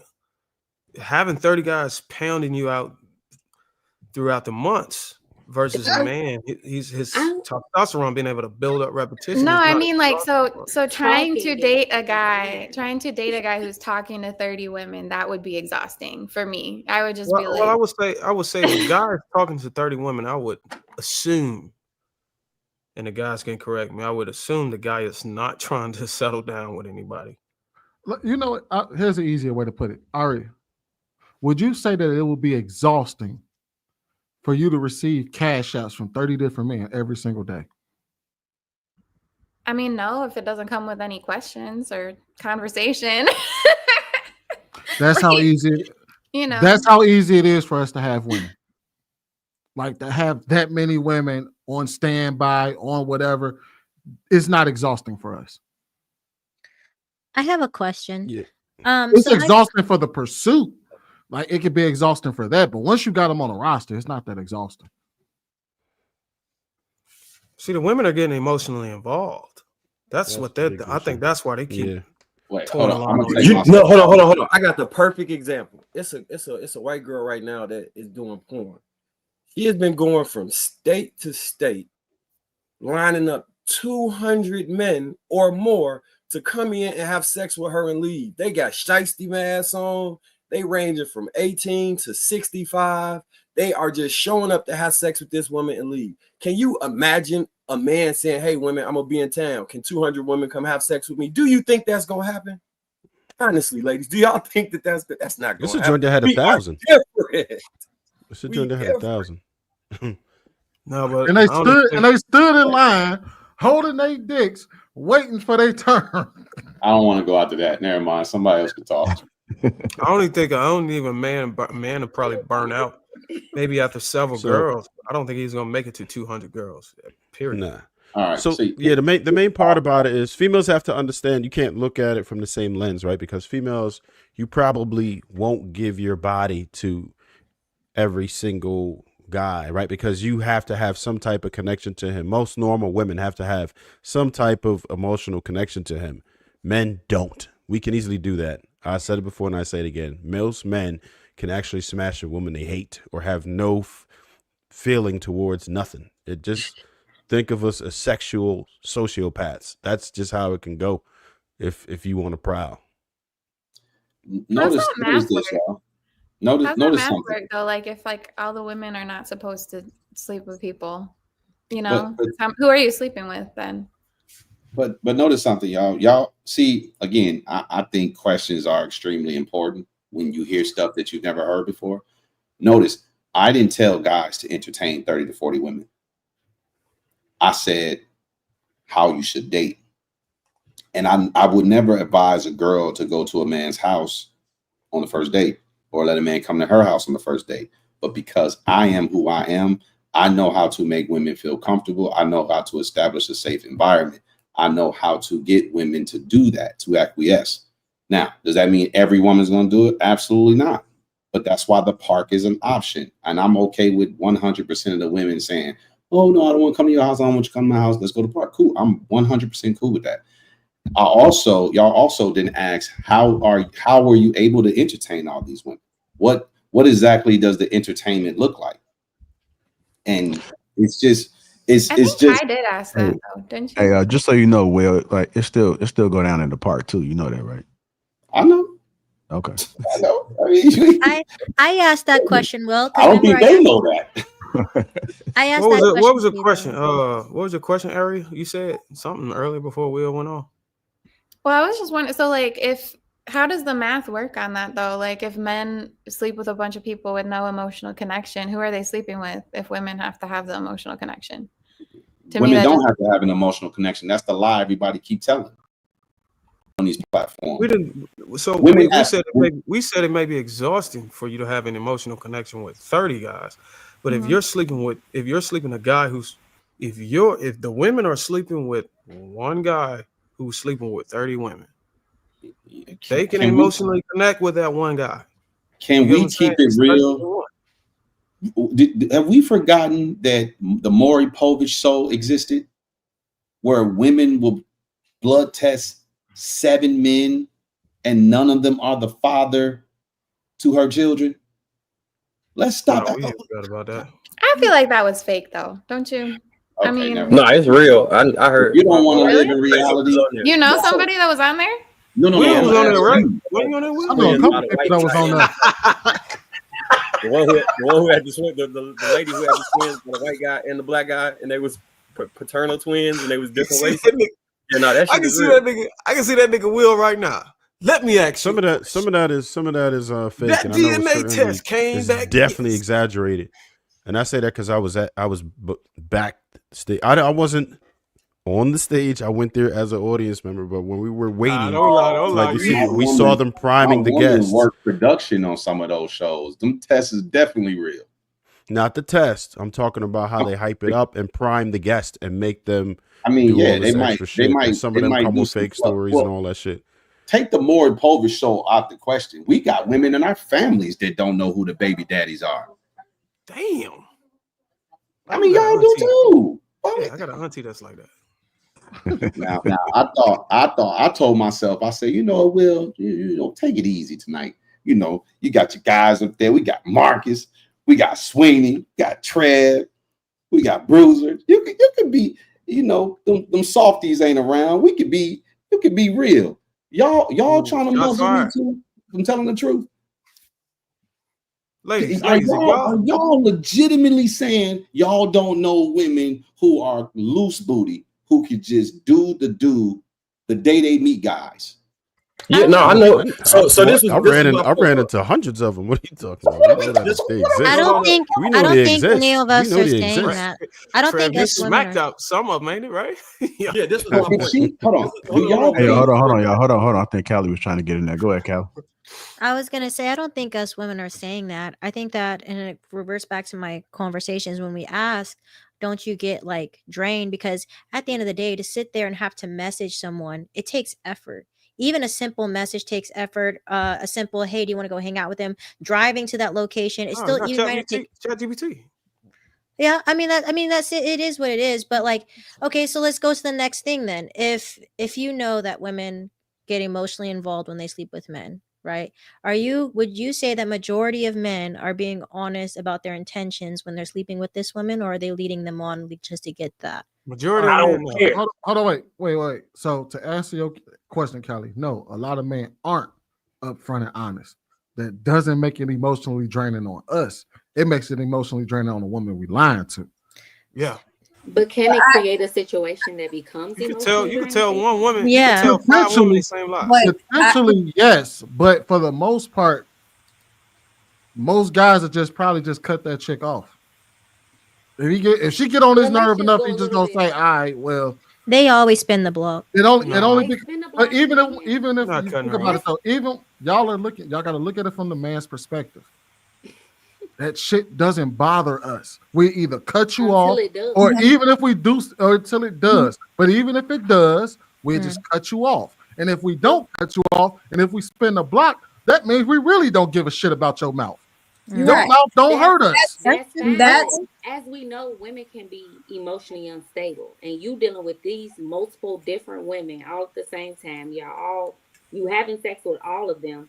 You can create an environment that puts you in a dangerous situation. How many times have we heard about women crashing out on men? This has been happening for the longest, and men know this and will say that women are crazy and can't control their emotions, and yet they still decide to mess with multiple women and put them in situations knowing that if they sleep with them, they're going to get connected to them. We get that time, but we don't promote it. We don't promote it. We just letting you know what happens, right? But I don't promote that. I don't. No, I didn't say I do that either. I'm just saying I'm telling you what happens, right? But this is just so you're aware of what it is. But I don't promote it. I don't advise men to go out and be promiscuous or go have a bunch of women. I don't tell my son that nothing. That's not something that I'm practicing or preaching. So basically, you guys just don't care. You guys just don't care. We just have to accept it, ladies. We just have to accept it. No, I'm saying like not you men specifically, not you men specifically. I'm saying about when it comes to like sex and like certain things. Like exactly what you guys are saying. It's just like, to me, it comes off as like you guys just don't. Not you guys. Let me reiterate. Most guys just don't. Here's the main thing you got to understand about that. Most guys aren't capable of doing that, right? If we're talking about 20% of men creating 80% of the babies, most dudes ain't smashing, right? There's a good portion of dudes that's not even capable of having a roster. Most dudes don't have a roster. That's not real life for most people. So it depends on what type of man you actually are looking for. If you're looking for the more top tier men who have access to a bunch of women, if that's what you want, then these are the types of things that you have to deal with, right? The men who are desirable, and they don't have to necessarily have money. They could be charming, right? They could have the riz. They could have a certain look to them, whatever. Those are the men who have more access to women. If you're looking for your average dude and you really showing him attention, then odds are he probably chill out with you. But to add to that, hold up. To add to that though, you have to understand that men by nature have to play the numbers. We're used to it. We're used to being rejected by a bunch of women, grabbing a bunch of women. So we're automatically already inherently used to juggling a bunch of women at once. Because we have to. You got to play the numbers. Otherwise, like I forgot who said it. I can't remember if it was Will, but like we inherently have to play the numbers to get the best result. So to answer your question, pre-25, no, I did not really care. And I did have multiple women at all times. And the process was, now this is to Top Point. I do realize that was a thing that could happen with them getting involved emotionally and busting windows and all that stuff out. So I created parameters for myself to operate in where I didn't leave women on, where I kept it extremely brief, so it wasn't a connection created that they could feel a way about me not talking to them ever again or any of those things. I operated in a way where I would not have to run into crazy women by pretending to like them to get some sex, because I was pretending I enjoyed, not pretending, but I enjoyed the vibe in that moment, not pretending that I wanted a long-term relationship with them. And it worked. And I would venture to say the more women, and this is reality, you don't have to like this, and it can sound crazy to y'all, but it's the truth. The more women that you're entertaining and they see you publicly, the more women you get. Look, what I don't understand is when I'm gonna keep saying stuff like this, and I know it's probably wrong to say because it breaks the mold. Why, when we're on panels, people tend to try to say the correct things? And it's like being dishonest, because every time we talk about women have nothing but good stuff to say about women, defending women. We talk bad about women, and people, oh, women, you don't understand, because women just defending. But when y'all want to be honest about women is when y'all try to discourage us from dealing with multiple women. Oh, women crazy. You bringing all this potential problems into your life. So, okay, are women crazy or are they not crazy?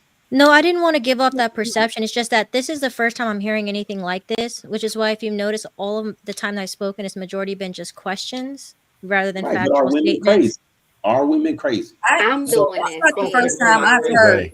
This is not the first time I've heard of things like this. How they are women crazy, guys. Y'all. Yes. So the next time we up here and it seems like we're bashing women, that's the delusional part.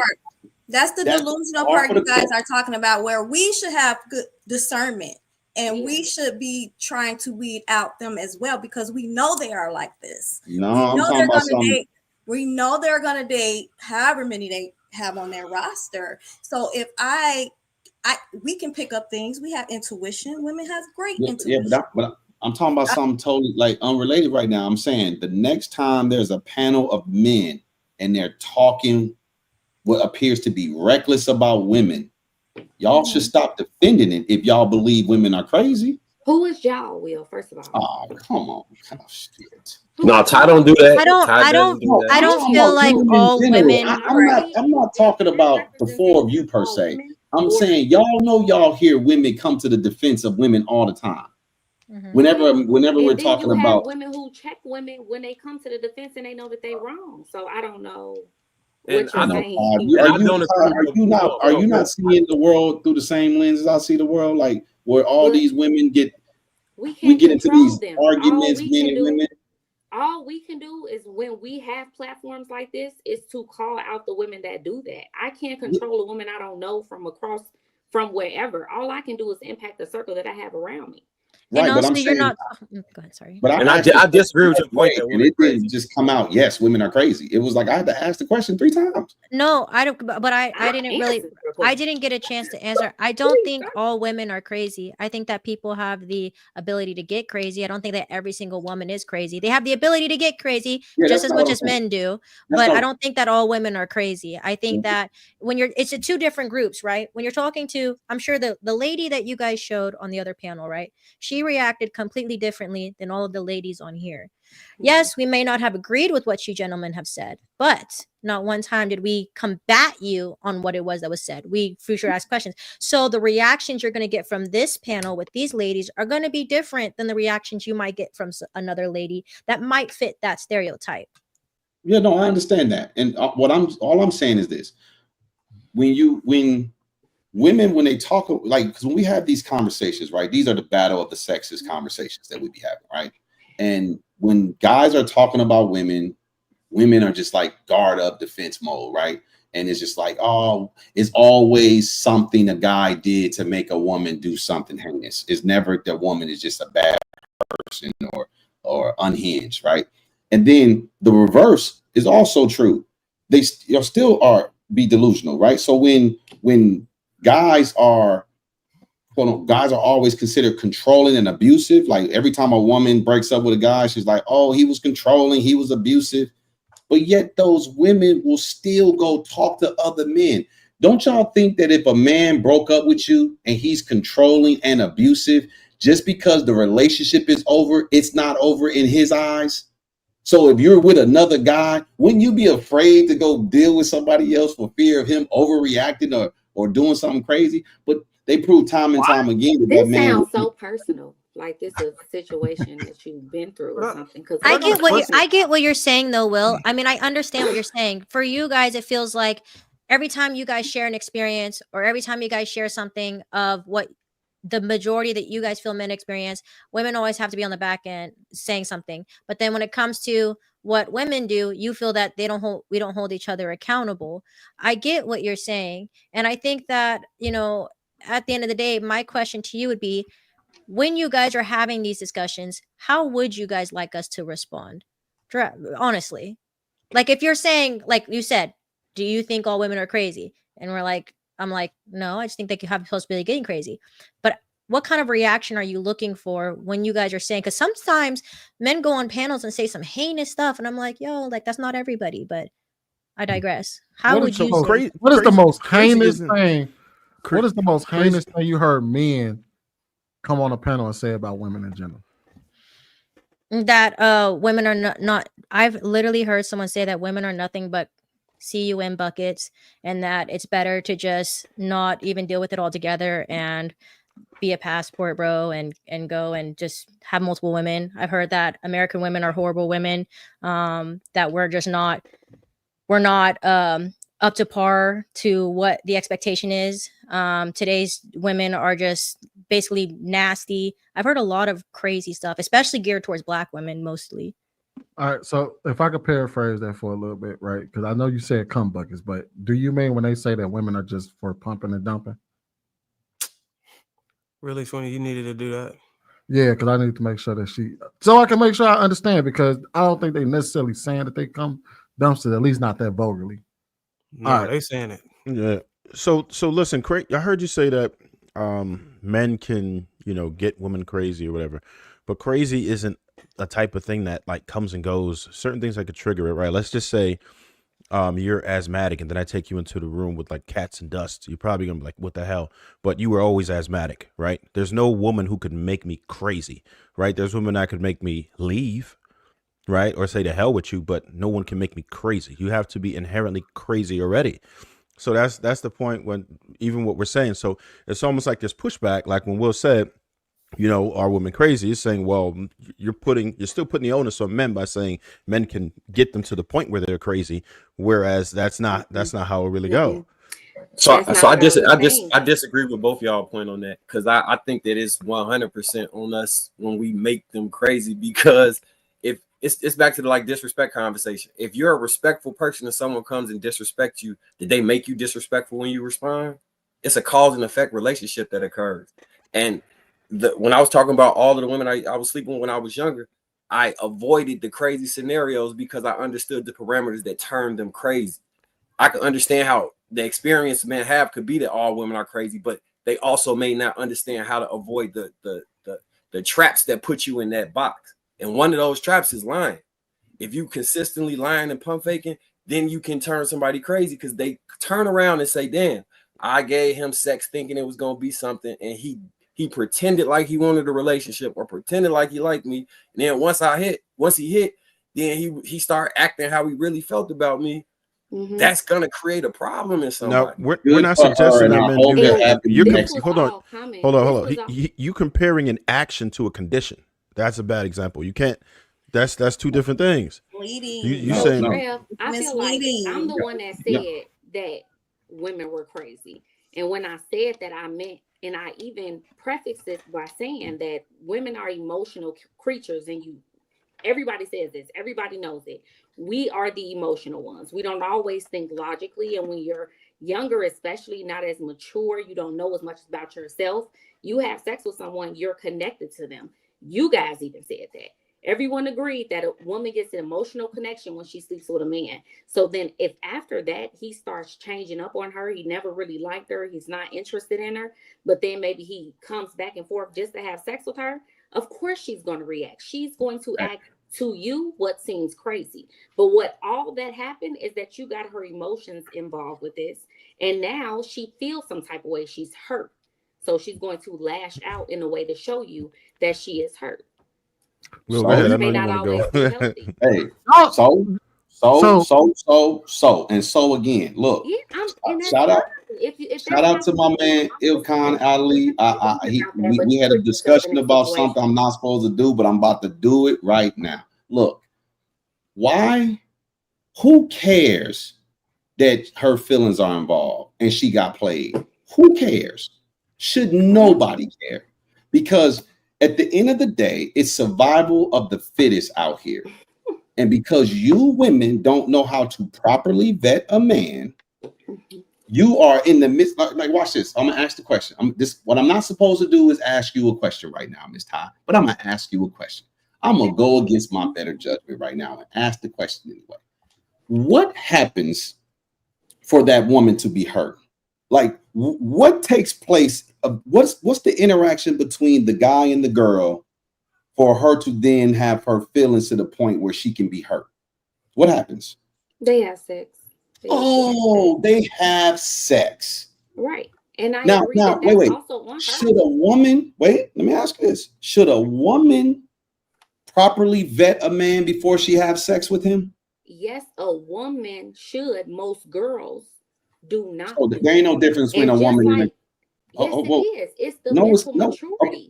Okay, so tell me what's the difference. I see I'm violating all my rules. What's the difference, Ms. Ty, between a woman and a girl? Now, I'm assuming when you say a girl, you're talking about somebody over 18. Ask me a question. Hold on. I'm assuming you're talking about a girl that's over 18. You're not talking about like a 15-year-old. Yes. Okay.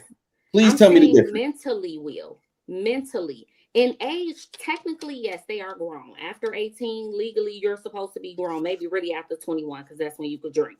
But mentally, you are not there. Just like most men mentally are not men. Even though you're 25, they're still boys. They're still acting as boys. Their actions are boys. They're still growing as a person.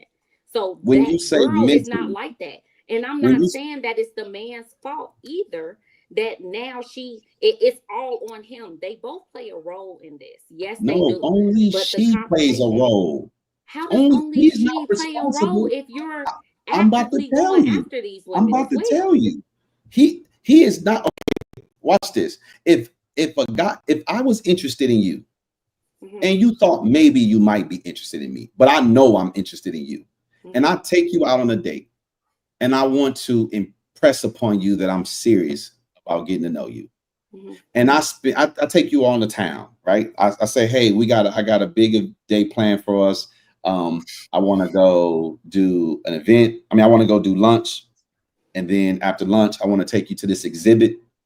We do lunch. We go to an exhibit at an art museum.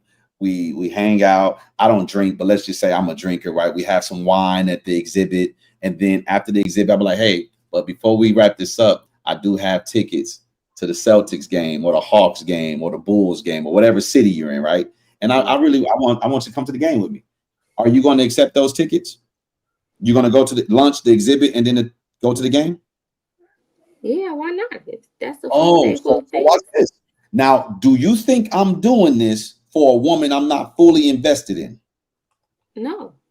Okay, but you are not really necessarily feeling me like that. But we didn't say that. If I really wasn't feeling you like that after the first event, I would go home. Because I'm not going to spend a whole day. Listen. I didn't say you had a bad time. You're having a good time. You just don't know if you want to be with me. I'm not saying you don't like me. You just don't know if you want to be. You like, I'm having a good time, but I don't know if I see him as my forever. Okay, and this is a first date, correct? Yes, it's a first date. Okay, so if I take you on that excursion, are you going to be with it? Yeah. Okay, so do you not think that if you come to the conclusion, you know what, I am seeing this other guy, I went on a date with him, I think we're more compatible, and then you kind of end things with me. Okay. You don't think that will hurt me? Of course it's going to hurt you. Someone is always going to get hurt in that situation. Wait. So I'm asking, who would be at fault? You or me? I don't think it will be anyone at fault. That's just it will be my fault. No, it would be my fault. No, it's not, because you put in the effort, because you were trying to go after something you wanted. She just ended up going somewhere else. Listen. You're not listening to what I'm saying. I'm telling you that when a woman opens her legs to a man, she needs to be sure that that man wants to be with her, not just have a good time. So if before I roll out the red carpet for you like that, I need to be sure that you are a woman that wants to be with me. There can be no clouds in your mind. You have to know that you want to be with me. But guys are doing this, and you would accept the gifts. But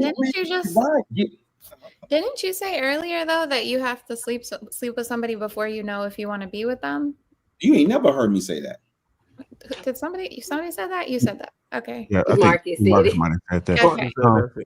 Like, I am curious if. But like, if you have to sleep with somebody before you know if you want to be with them, but she shouldn't sleep with you until she knows for sure.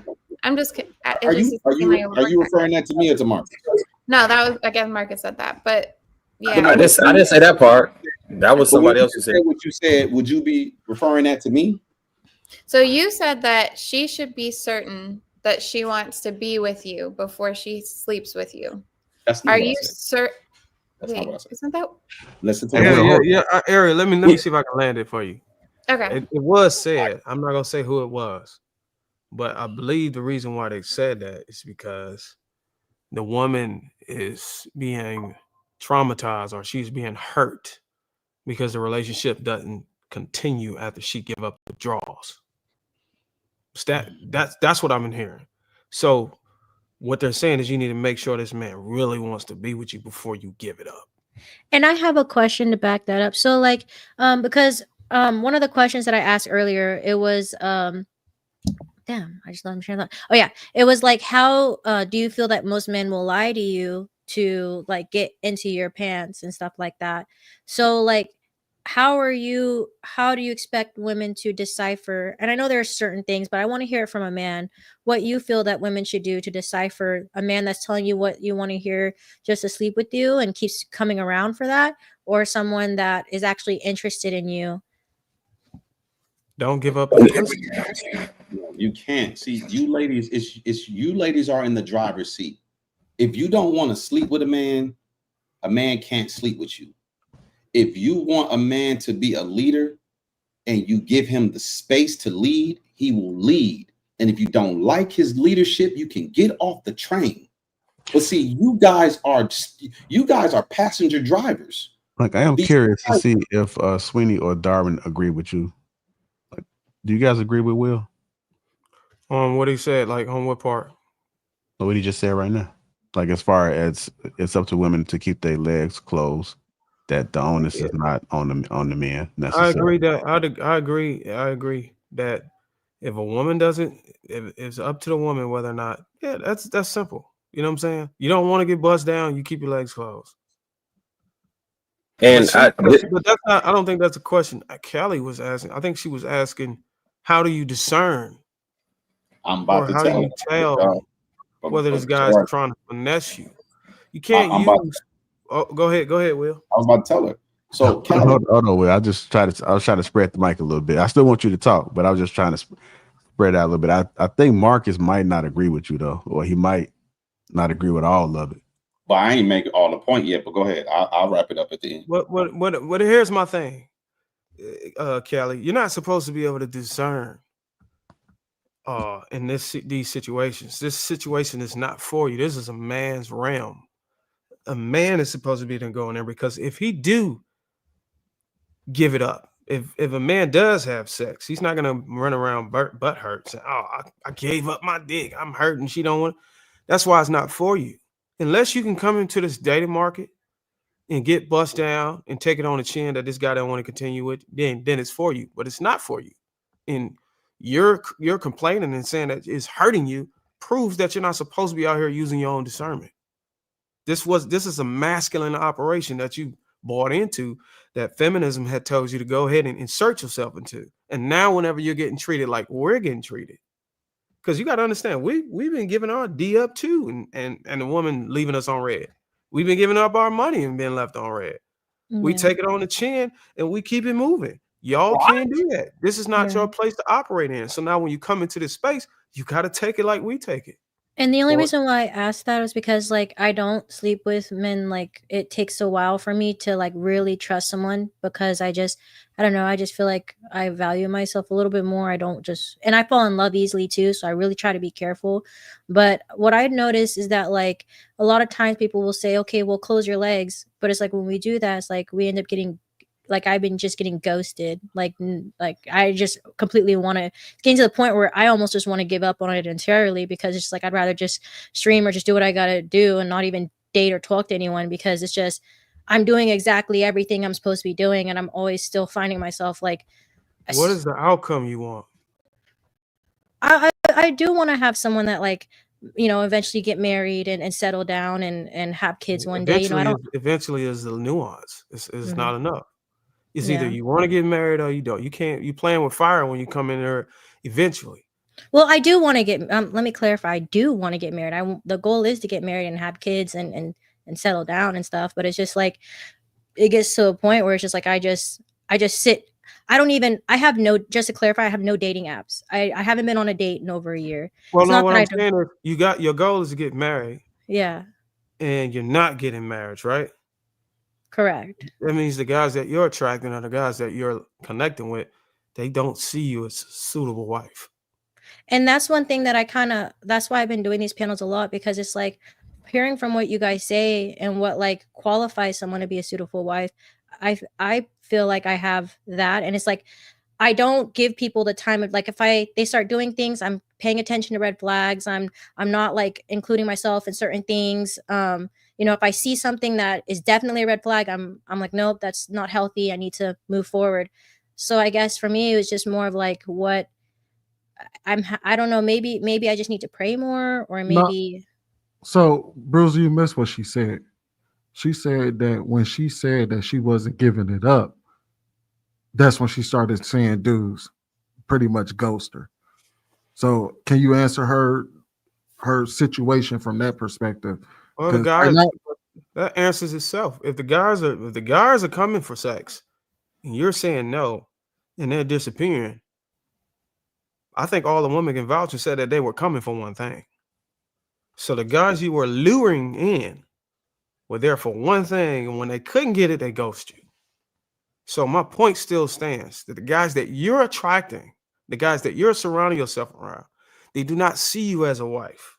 So therefore, whenever sex is off the table, they are no longer in your presence. It's just simple math. And it may not. It's a caveat to that. It's a caveat to that. Go ahead. They may not be in a position where they want to get married.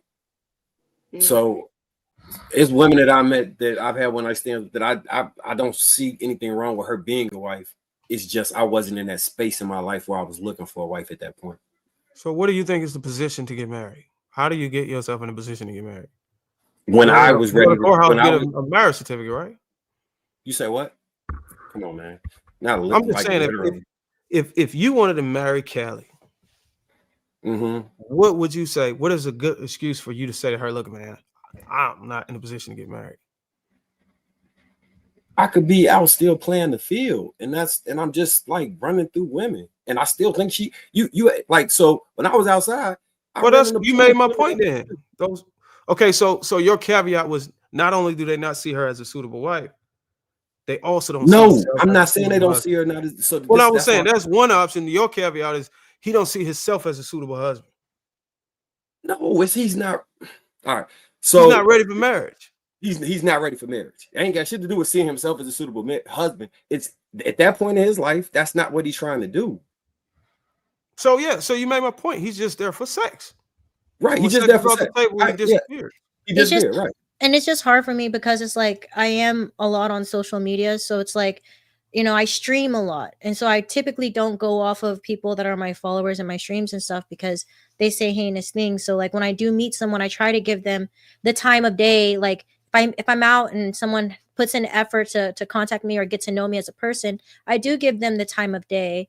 But it just always like goes. Kelly, let me say one more thing to her.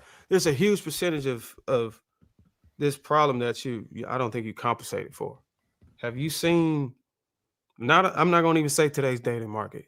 Have you seen the risk men have to take getting into a marriage with you? Yeah, I hear about it a lot. Like what people say about how hear about it. You don't. So you tell them you don't see it. No, I see it as well. Like I've seen it happen with multiple men and horror stories that people in my own family have gone through. But I don't know that I'm not going to do that. Even if we didn't have good terms, I would rather just end it in mediation. Well, it don't even matter whether you can do it or not. It doesn't matter that you have done it or you will do it. Mm-hmm. It's the issue is that the fact that you can do it at any given moment. And that group of men is aware the fact that you can pull this card in this current U.S. system, and it completely dismantled his whole life. That still misses the point of what she said. She said when she took sex off the table, that's when dudes started disappearing. So it ain't even got nothing to do with her. I answered that point already, though. Right. But I think my question to Callie is, are you saying that every single guy that you took sex off the table, they all disappeared? Yeah. So, well, they don't disappear. What happens is like, because I'm not a promiscuous woman, so I've always been this way my whole life. But if I'm dating someone, it's like I don't put a time limit on when we have sex. It really just goes off of like how me listening to you and how I feel if you're really with me or not. But for the most part, to not be long-winded, is like I'm finding a lot more of they'll talk to me, everything will be great, the conversation will be great, and then it just like I don't know if they lose interest, or maybe it is me, maybe I'm just not exciting enough, or like I don't know, but they just end up like going away for like weeks, and then they come text me back, oh hey, sorry, I've just been going through things, going away, text me back, going away, and it just like that part gets exhausting. Like that part just gets really tiring. So I was honest with you. I don't think they're gonna be brutally honest the way I said. I just told you they don't see you as a wife. Yeah, I feel it. Like I said, maybe that's just the truth. That's not it. That's not it. So hold on. If that's not it, let's just say that's not it. Is let's just say a percentage of the men see you as a wife. If a percentage of the men see her as a suitable wife, what is the problem, Will? Because they're not even that's not even entering into their psyche. They're not thinking about wife. Callie is not setting herself apart from the rest of the market. Callie, what are you doing to add value to any of these men that you date? That makes my point.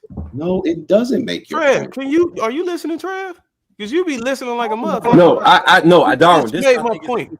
She not separate herself from the market. No, you operating from a stance that men are out here dating, looking for a wife, and if they don't see a wife, they leave. I'm saying I don't know men that was maybe at this age, past 40, they may be operating like this, but most men that I know that I was growing up with, they were out playing the field and they stumbled upon women that they was like, damn, she would be a wifey, but this ain't the right time for me. And then eventually when you settle down and you run across one, you're like, oh yeah, this could work.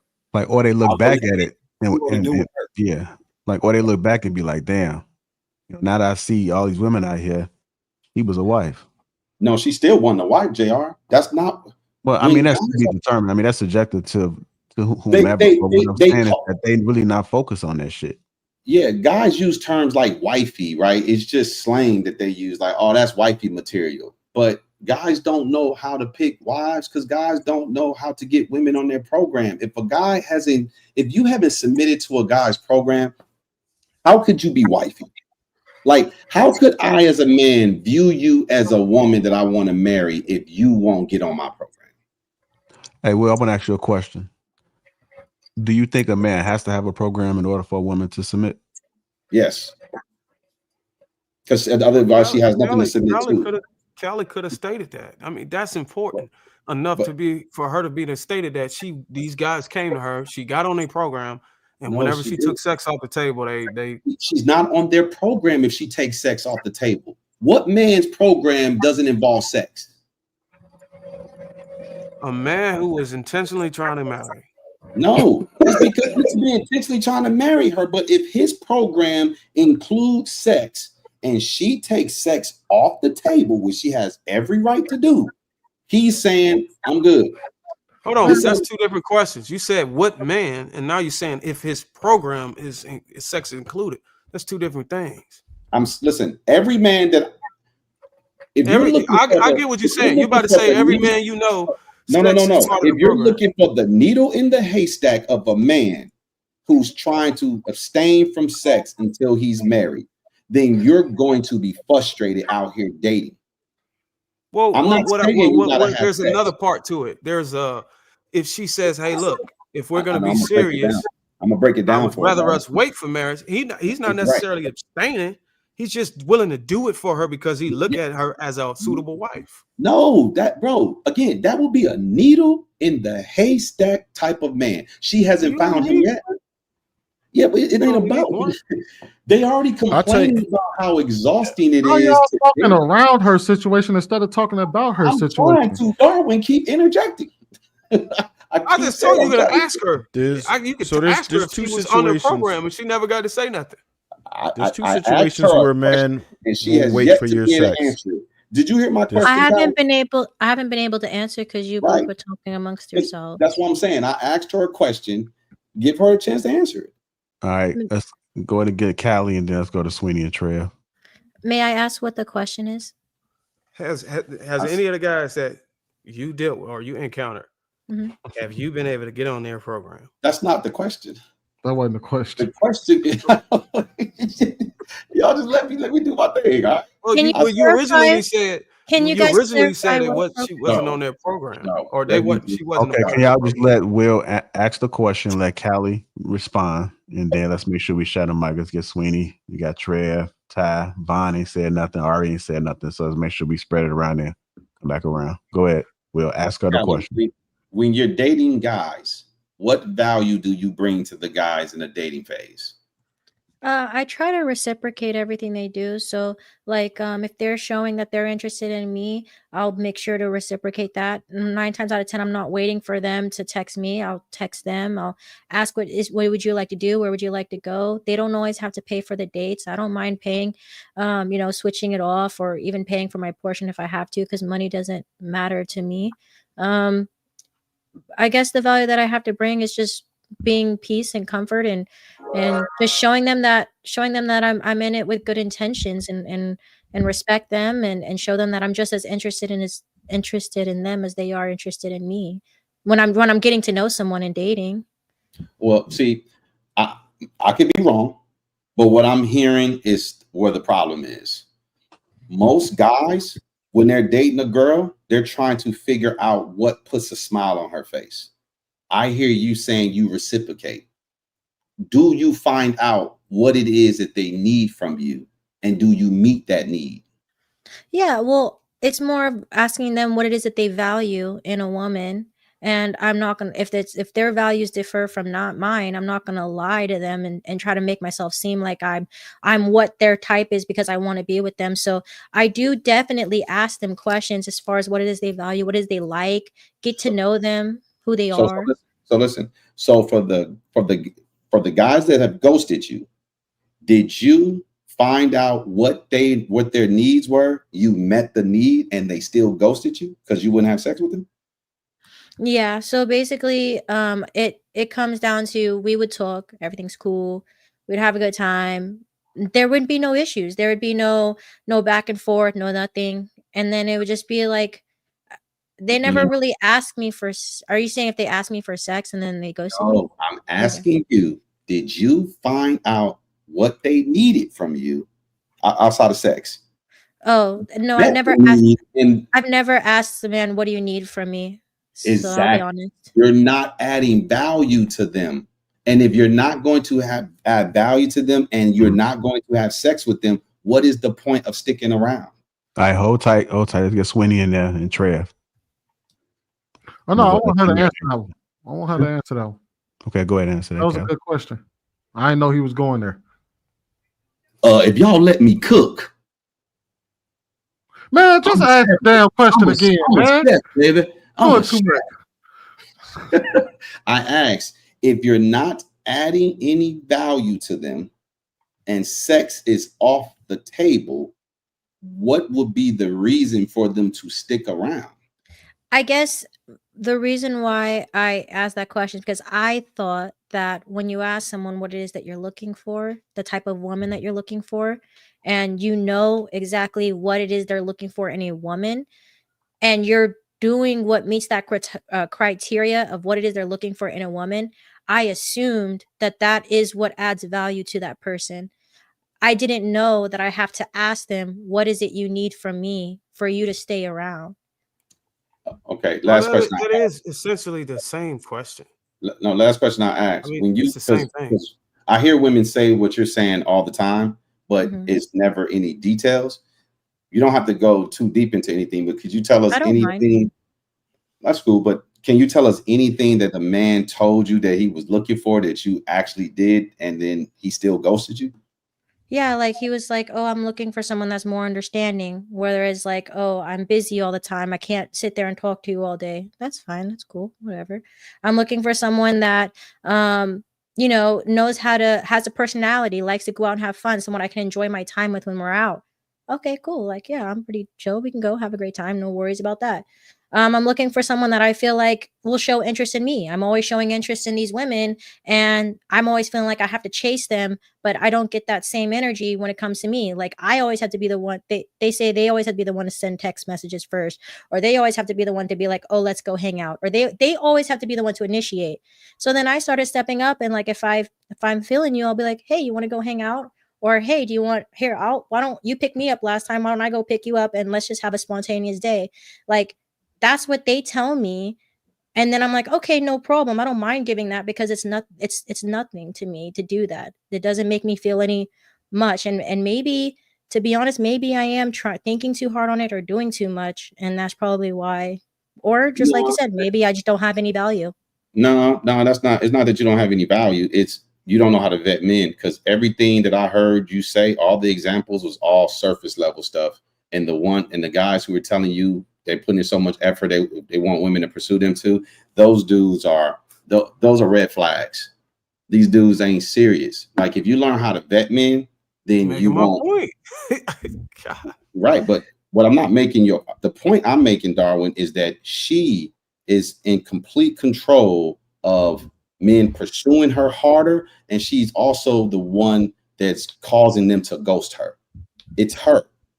Because if the dudes, they're obviously, most of them are probably attracted to you, because most dudes are attracted to women that they're pursuing. So there's something that's turning them off.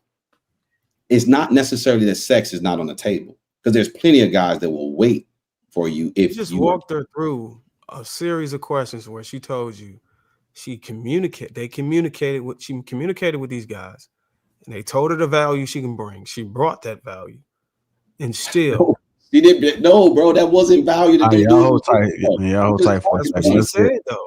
Hold on, y'all. Let's get Sweeney, Trev, Vaughn, and Ty in there. Ari. Go ahead, Trev. I got nothing for this one. So one of the things you mentioned was the sex would be off of the table. So there's like two scenarios where men will be okay with that, which is one, you're a virgin.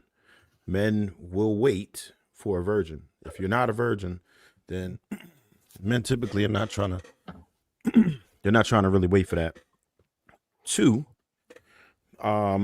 if you articulate that he could do his thing sometimes, right? That I've seen that be successful too. So they would still have that interest in you, but men are not typically trying to be with the woman who isn't offering that. And I'm not saying you should do anything with your body, but you just have to understand the consequence. Unfortunately, that comes with that once it's off the table. That's a bad thing. And then you have to question where you're sourcing your men, what type of men you're actually into, because a lot of the things you mentioned are pretty good and would be acceptable for a large amount of men. But who are you interested in? People that are interested in you? Are you, because you're saying you're an initiator, right? So you'll initiate things. That particular man might not have had that interest in you, but most women who even bat their eye at a single man, he going to at least see what to do, try to smash. Once you see that's not in the picture, like, man, whatever. So you have to understand that part of it. Are you attracted to the men that are attracted to you? And most women complain about not being able to find a guy, but they ran into that person, right? Their person. They just ignored the shit out of them. They weren't interested in them. And, one thing I always say is that sometimes we punch outside of our weight class. We have to understand what it is that we actually attract. What type of men want to pursue you versus who you want to pursue. A lot of times for us, those are very different. I know some other cats want to go, so I ain't going to be too long-winded. I was going to just tell her it's a such thing as men not seeing you as the woman he wants to marry. That's just point blank. I don't know why nobody could. Yeah, I get it. I'm not everyone's type. I get that. I don't mean to be. I'm not everyone's cup of tea, just like not everyone is mine. But I don't want to sit there and say that I'm taking sex completely off the table. What I'm saying is that I'm just taking the time to get to know someone before I just immediately lead to the bedroom. And it's not saying it's going to take several months or 8 years. It's just I want to get to know who you are first before I allow you into my personal space. And I think that's fair. But at the same time, it's like I don't go out my way to make myself known or try to entertain certain things. If someone comes up to me and wants to get to know me, I will be like, hey, like, let's okay, let's get to know. But for the most part, I just maybe you're right. Like maybe vetting is important, which is why I asked, how do you know? To the men, and like, how would you tell a woman, okay, like I get it, like your actions, things like that, but it's like, how do you know? Like, how do you know a person is about what they're saying about? Because people can be anybody. Well, in this day and age, the only way to know is if they bring the receipts, put it in black and white. There ain't no surefire with it. If we told you that, we would be lying. People can run game and bait and switch all the way up for years and don't give you the outcome you want. What you said, the goal is marriage. I didn't say it. You said it. There is no other way to know. It's 2025. You just have to go and get it signed. That's it. If you playing around with fire when you're saying, oh, if he gets his name tatted on your pinky finger or some shit. No. You have to go to the altar. You have to go get a marriage license. That's the only way these days. Everything else is a risk. It's a facade. And that's the way you got to look at it. Go ahead, Ty. Oh, no, I was agreeing with the end of what Darren was saying. I believe that is true. I also think there are other things to take into consideration here as well, Callie. Like, where are you meeting these specific guys? And just because you do keep running into these situations, I don't feel that means you should just stop dating or that there's absolutely, something wrong with you. Now, it is something about you that's attracting this type of energy. And maybe that's something you can reevaluate. Because I think it's more so from what you're saying, you're a healing and nurturing soul and you're attracting what seems like broken people. Just for someone to even say they put all this energy in and they need that back from women and that, like, given all of that information, it just sounds like red flags to me. So I think you can look at yourself and figure out maybe not giving as much energy all the time. Match the actual energy that's given to you first, because men are pursuers. So if they want to come after you, regardless if sex on the table or not, the fact that sex is not on the table, they want that even more. in situations I've been in. So they're going to do more for you. And then you can slowly sprinkle stuff in once y'all have actually built the relationship. You don't have to do all of that before you get to that step. Wait a minute. Expressing that you like reciprocity is now a red flag? No, it's not the reciprocity. It's the fact that he's dating her and he feels the need to bring this up as if that's one of the things. He didn't just bring it up. She asked. Did he just bring it up, or you She said she asked. What would he like? And he said. She said she asked him what kind of things do they like, what do they like in relationships, and they answer with those answers. I don't think. No, so Sweeney, I think her point was that she started it off by asking, is she a healer, right? So she's attracted men who have been in relationships with women who did not give them that type of thing, which caused them to have an issue. So they're communicating to her that they have an issue with women paying it. Like when I talk about men dating women that don't like them, they have situations like that often where the women was not reciprocating the energy. Because if you date women that actually like you, 99.9% of the time, that will never be something that you would discuss because it's not happening that way. And that can leave a scar. Listen, I'm going to be honest with y'all.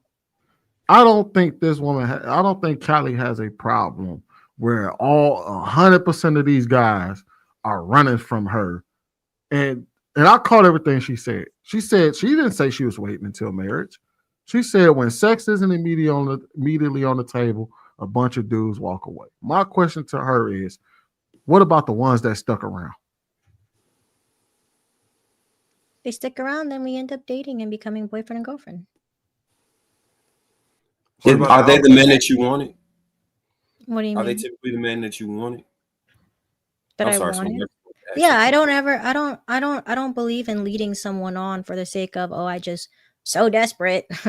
let's just be together because I want to be a wife. Like, no, like I'm not gonna lead someone on like that. That's fucked up. Excuse my language, but like, yeah. So my question is, do you know somebody right now that's sticking around?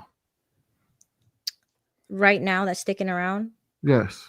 Yeah, like I wasn't trying to get this deep, but like I just really want to ask like certain questions. But yeah, like I know someone that is I'm in a relationship, like I stated that earlier.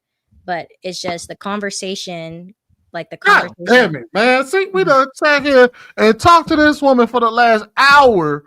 The conversation. All I had to do was ask that one question, and we could have been past this. That was the question I've been wanting to ask for an hour. The conversation. I wrote this down earlier. She said she was in a relationship. Then she said she was single. Now she's back in a relationship. No, I didn't say I was single. I said that I'm starting to lose hope because of the fact that every time situations get tough or every time it comes down to something to discuss, I end up getting ghosted.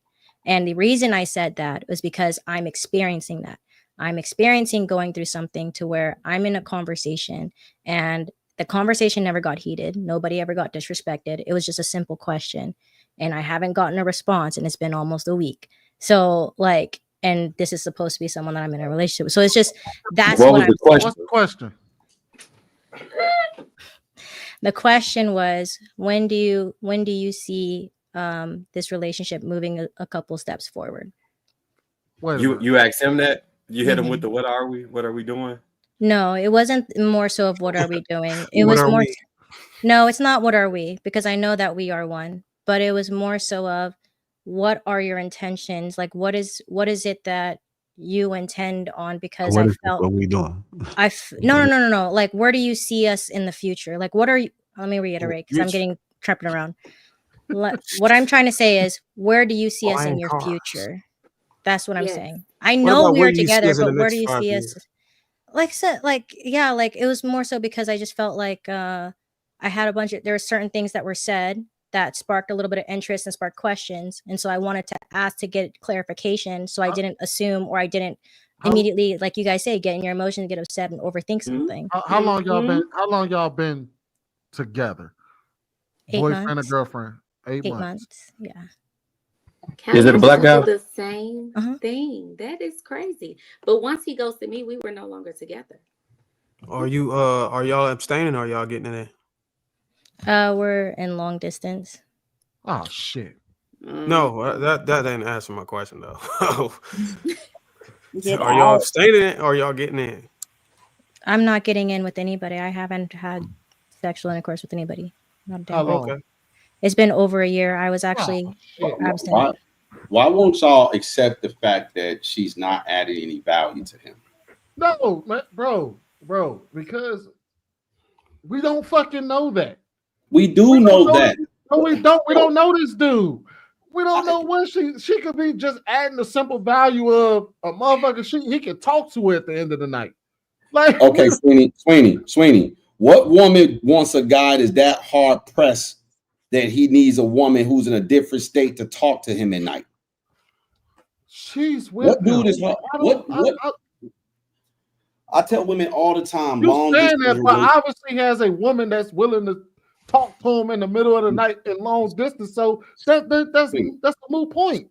Sweeney, without putting her on trial and really prying into her relationship or her whatever situationship, I've already heard everything I need to hear.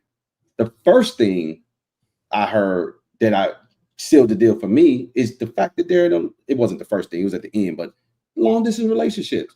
Men do not do well with long distance relationships. What does that have to do with the first question you asked? I asked her, the first question I asked her is, what value does she add to these men who ghost her? You don't know that because it could literally just be he wants somebody to talk to at the end of the night. You don't know what she's adding to. It's a long distance relationship. Sweeney. Is that a typical thing for men? It doesn't matter. Listen, it don't matter if it don't matter. Listen to what I'm saying to you. Is that a typical thing for men? And if so, do women typically want those kind of men? Guess what?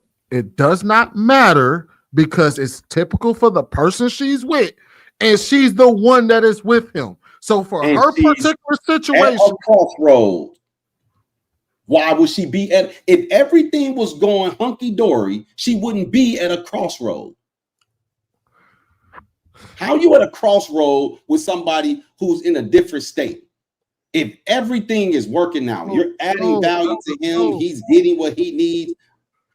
No, you're asking. The reason why I got frustrated is because you asked this whole value question. It's a long fucking business relationship. There really is no value here at all.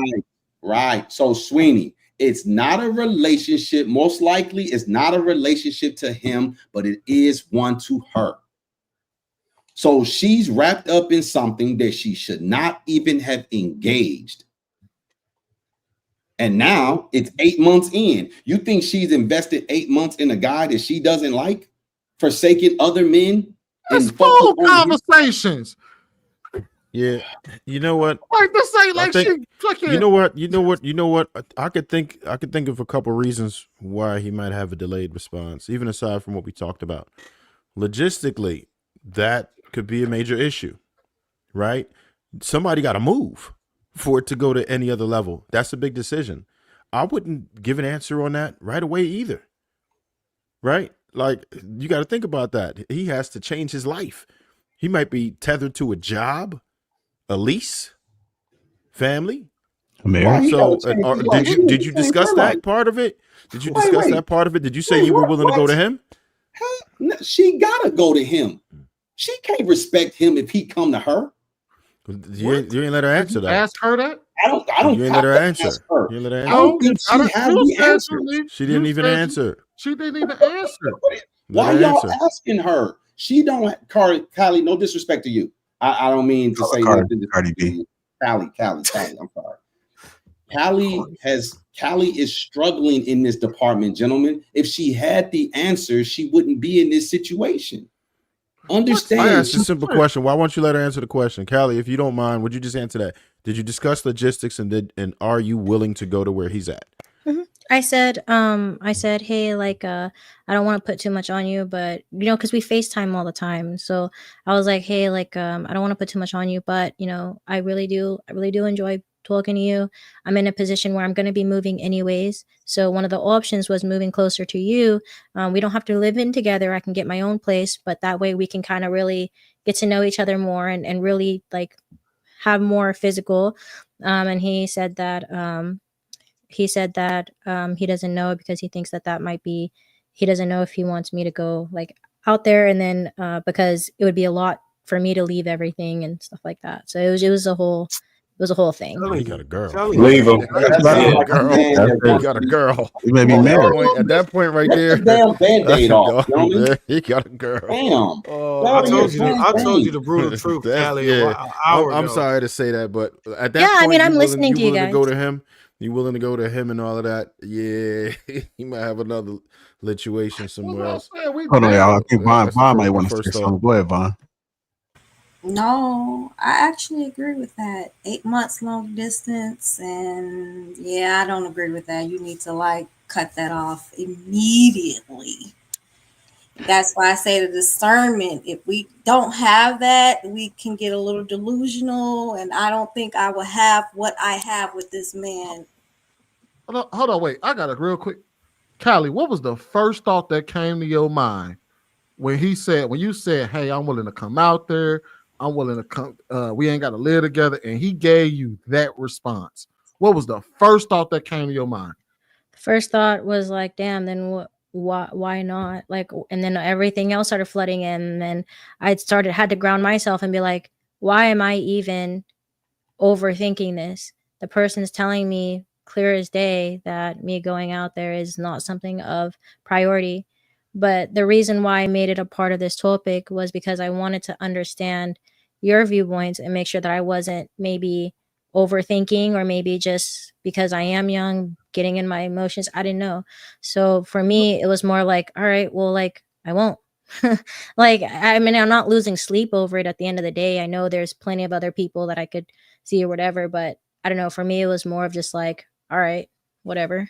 Ultimately, hold on, wait. Ultimately, I'm not saying like I'm young as in I'm immature, or young as in like I'm not young enough to make wise decisions. I'm meaning that I'm don't have enough experience as you men do, as you people on the panel that have been in relationships, have been married, have had, 5-year, 7-year, 8-year relationships. You know what I mean? So for me, it's like, I don't, and plus at the same time, I'm getting different perspectives from everyone on this panel. Everyone has a different life. Everyone's experienced different things. And I want to just see where your head is at, as I'm like, even though I know where mine is, at the same time, just like get different perspectives. That's all. You just got to believe that everything should be simple.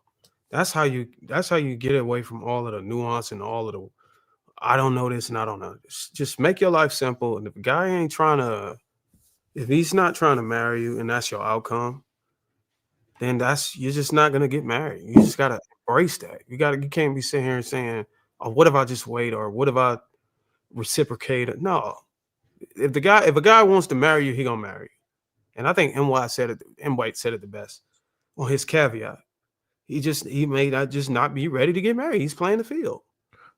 There's a such thing as that. There's a such thing as a man seeing a woman who's beautiful and maybe reciprocating. He just don't want to get out the game. Marriage, we're talking about a motherfucker who live in a completely Callie. I don't know. For me, it's like I'm not. I wanted to try something different. You know what I mean? He showed interest in me. I wanted to give it a chance. Exposed that the location is not even No, it's not an issue for close the distance. No, what I'm saying is we're not even the dude doesn't even want her to come to the same city as him. So marriage is obviously off the table. How does one? Well, I said that earlier, but we had to go this far.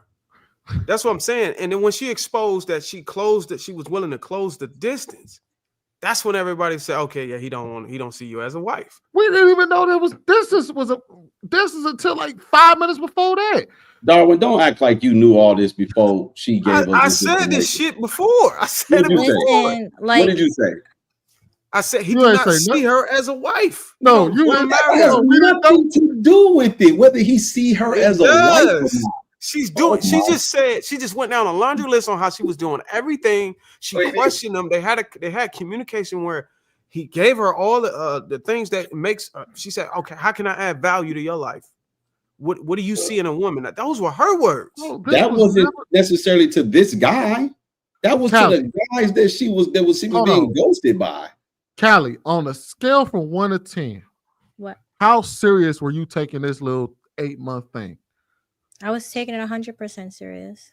I got Right. emotionally involved because I've never done anything like this, you guys. Like I'm not no bimbo, right? But at the same time, I wanted to try something different and see if it would work out. There's nothing wrong with giving it a Fair enough. chance. Fair And enough. I mean, yeah, I waited 8 months. There was 8 months of conversation, getting to know. There were also things that happened, things that I went through. There was conversations that happened that made me believe.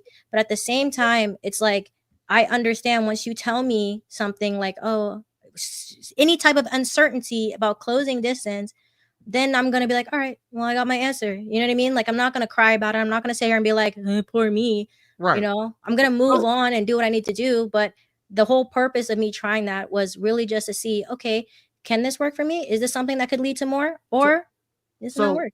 Ultimately, what I'm trying to point out is this isn't really advice to her because she was already taking the advice. She asked she was serious about this for 8 months. And then she got to a crossroad where she needed to know how serious he was. And when she said, I'm willing to move, and he said, nah, I'm good, she already knew he wasn't serious. But she's still in this dynamic, though. On a scale from 1 to 10, hold on, wait. On a scale from 1 to 10, how serious are you taking him now? Last week or so? I'm not taking him serious now. Now I'm questioning everything. Now I'm like, all right, bro, like we got to sit down and have a conversation. No, the reason why I still gotta, you're right. I don't have to do anything. We don't have to do anything. But go ahead. But what I was going to say is that, you know, I haven't had the opportunity. He hasn't responded yet. So I'm going to give him the opportunity to respond before I respond. So you that's all. Even respond. You should just move on with your life. But you ain't got to take my advice. But the problem is, again, not knowing how to vet men is what gets ladies in situations like this. And I hate that you're in this situation, Callie. I hope when you get off this broadcast tonight, you dead this situation with him without any closure. There's no need to closure. Bro, sometimes these women need to know how to just cut their losses and move on. They stay so emotionally attached to some guys. I know that works for her. Bro, listen. She's telling you I want closure. You're telling her don't get closure. If you let me finish, you can tell me you disagree with me at the end.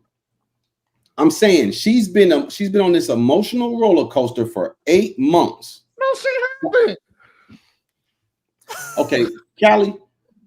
Apparently, I can't speak for you. Apparently, I can't speak for you, but Sweeney can. Sweeney can tell me when you're invested somehow. The thing is, it's not a. I don't want to get it confused. I'm not one. I've cut people off without saying anything because of how they've acted and what they've done. I've done that before.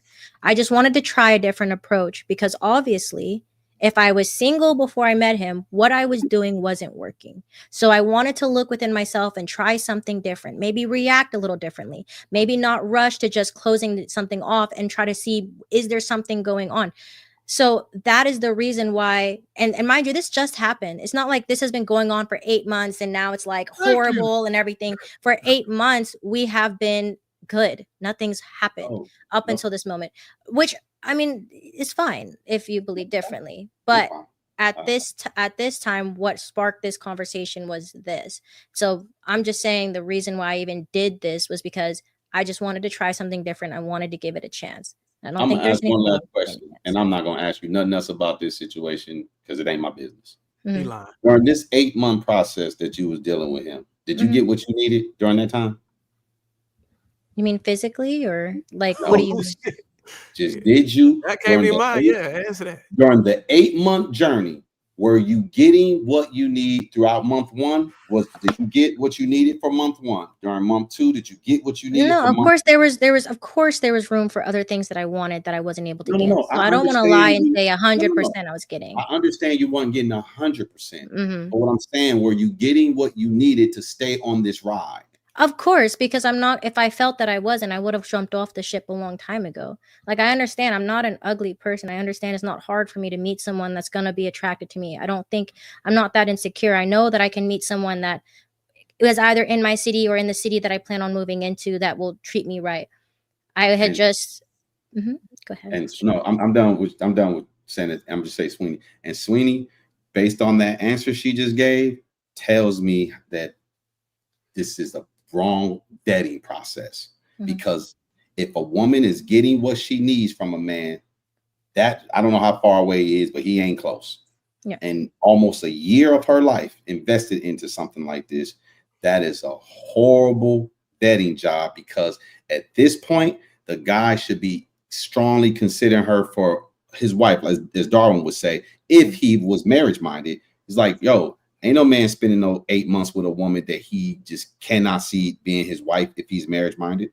And it ain't about marriage at this point. It's just 8 months is a long time. Y'all stop acting like that's 2 weeks. That's a long time. This is 8 months of FaceTiming, bro. Hold on, y'all met online, you said? Yeah. Damn, you never saw him in person. We've just been FaceTiming. He'll FaceTime me when he's at home. We'll fall asleep on the phone. That type of stuff. She said she was in a relationship. He got somebody else, man. She said she was in a relationship. You ain't heard from him in a week? Is it possible he in jail? Sound like a catfish. He's never wanted to like fly into town to see you. That nigga's chat GPT, bro. With a there was some AI video. He said that there were some things that had happened which caused him to not be able to. And then I had ended up moving, and I was going through some things as well where I couldn't go out to see him either because I was going through some personal things. So a portion of that time was also myself because personally I dealt with a lot of things that I had to take care of. And going out to that state wasn't an option for me because I had to get myself together in this predicament, but I didn't want to lose sight of him or make him feel like I'm not interested or I don't want to be with him, because that wasn't true. I truly was actually just going through something personally. When you're on FaceTime, is his face still or is it moving? Moving. He'll like walk around. He like showed me his mom, his brother. Like I met them on FaceTime, stuff like that. Okay, I'm just making sure. I just wanted to clear that up. So that's my last question is, you said you didn't go to that state. Are you telling me you are states away? Yeah. That ain't no damn long distance. No, you 30 minutes, you hour and a half away. No, I mean like I'm on the West Coast and he's on the East Coast. Okay, you 2 hour flight away. Mm-hmm.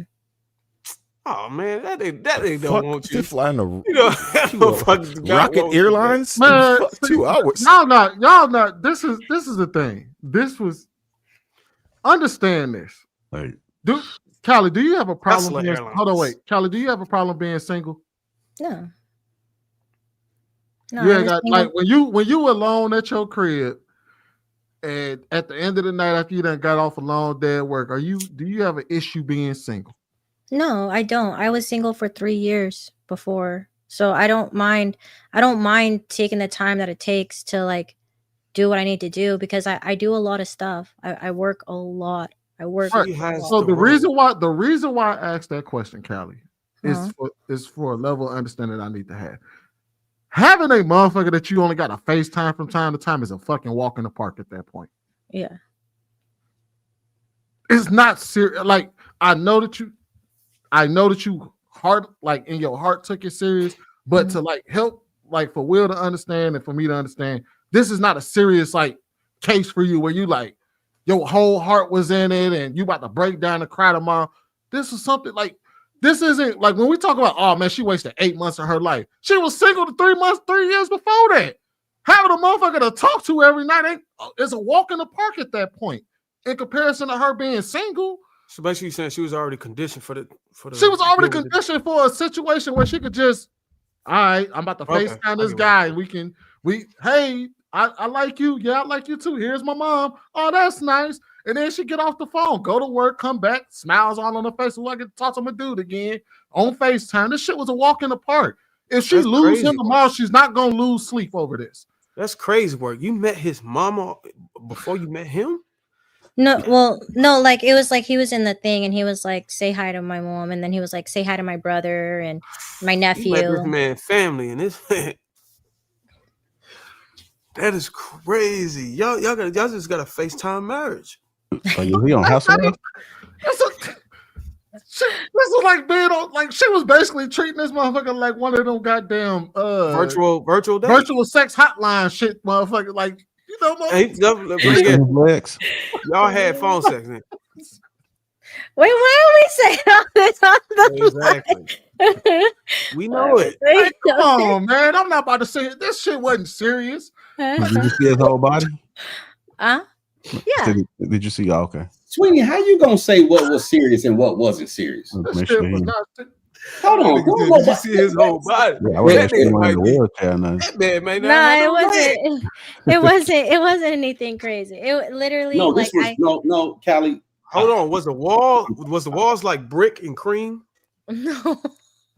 I was say that. You know what though? Damn. It's difficult to determine. It's difficult to determine. I think she's the only one that could explain what her emotional investment was, right? So it doesn't matter.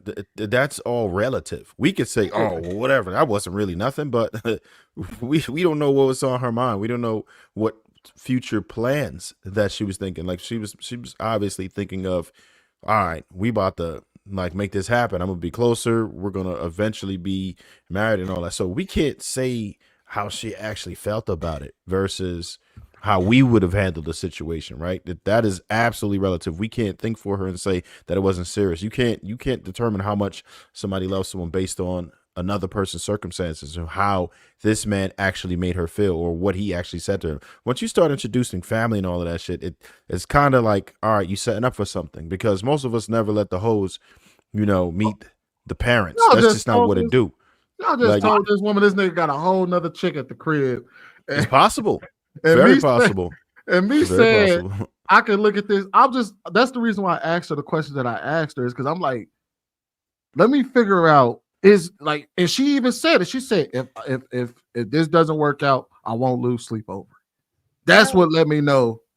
And the reason I said that is because I've been hurt before. Like pain isn't something that I'm easily succumb to. I've dealt with worse shit in my life. So if someone doesn't want me, okay. Like I can't, I've cried over things like this before, and I realized that I'm not going to do that again. I got some bad news for you. You ain't the only FaceTime wife you got.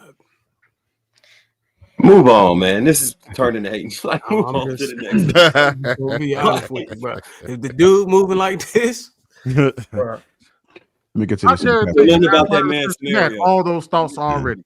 Chris Reed, $2 says also, let's give Soulja Boy his props. Theo, $5 says, this whole time when y'all was saying Rasta, I was thinking as in Rasta, Farianism. LOL, not Rasta. Theo, $5 says the whole thing is wanting to act like a hoe without being judged. And if the men can do it, why can't we? Type BS.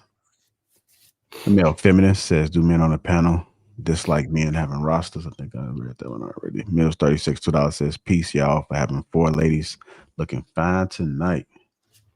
Hell Lacey, $2 says, do women feel safe going into a man's house? That's for you, Will.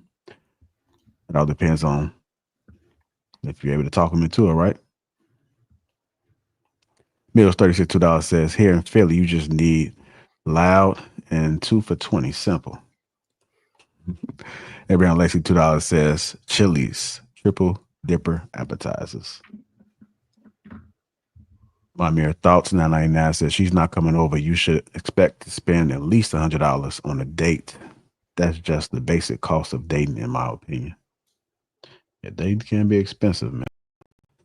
The male feminist 199. Are y'all sleeping with multiple women in a roster? Badass sad 499. So how long is the man sticking around if he's not getting the draws?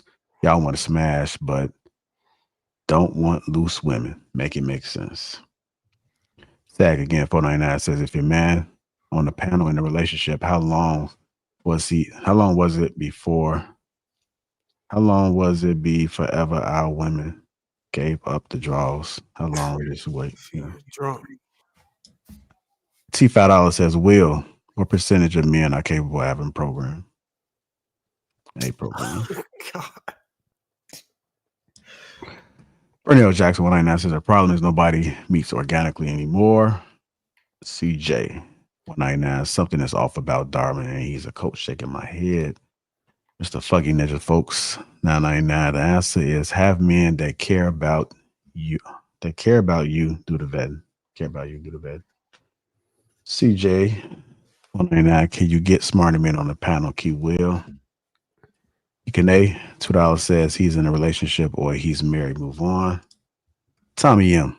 Also remember $2 says Callie need to go ASAP. He got another chick or he married. Mere thoughts 199. Can we start the next topic, please? I'm exhausted. Abraham Lacey $2 says he sounds broke because he couldn't get a flight. Lastly, Jam Lucy. Foreign currency $2. Why are we downplaying? She's entertained him 8 months. Man, I just responded to that. That was FaceTime. She ain't even gave up those draws to him and nothing. I ain't even seen the motherfucker in person. Like, can you imagine him exercising options? Do y'all not like, realize? let me merge. Do y'all not realize women fall in love with dudes in prison via the phone? They don't see these men. They don't have conjugal visits. They fall in love and they marry him while he's in prison, and they may not ever see him outside of those walls.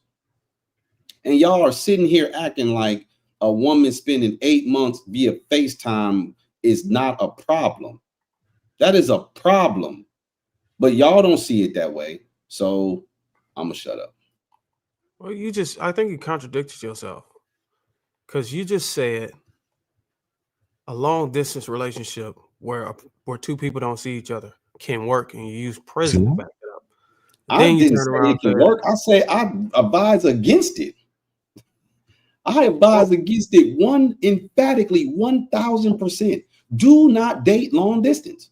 If a guy's more than 2 hours away, that is too far. I'm talking about 2 hours by car, not 2 hours by plane. 2 hours is pushing it, but that could potentially work. But I prefer a man be within 60 miles of you. If he's outside of 60 miles, that is too far. Well, I get it. I'm saying that you use the prison scenario as a point, and from what I got it from it is if a man is in prison, a woman is willing to marry him and wait on him, as if she would do the same if he was 2-3 states away. You know what I'm saying? I'm making this point because Sweeney thinks that she just been FaceTime and she wasn't invested in it. Now we do need to move on. I didn't say that. I didn't say that. You said she just been having somebody to talk to. It ain't nothing serious. You said she ain't serious. I said at JR, next topic. Let's move on. Just sick of this damn topic. No, we did have a couple of super chats that came through. Michael M 199 is bro, a white guy. And Jim Lucy, who cares, Sweeney? She was willing to move. Okay, and yes, she's still here. Sweeney, don't even respond to it. Let's move on. Kelly, you a gamer? You a gamer, Kelly? I knew it. Y'all both gamers, ain't y'all? No, he doesn't do social media. He's not a streamer. He don't do social media? Yeah. How old is he? 38. Oh, man. Damn, that nigga almost 42. Man, he got something going on. Yo. Bro. I tell you a long time ago, man. Like anytime somebody don't want somebody coming close in proximity, it's getting too close, it's getting too hot. I can't have it.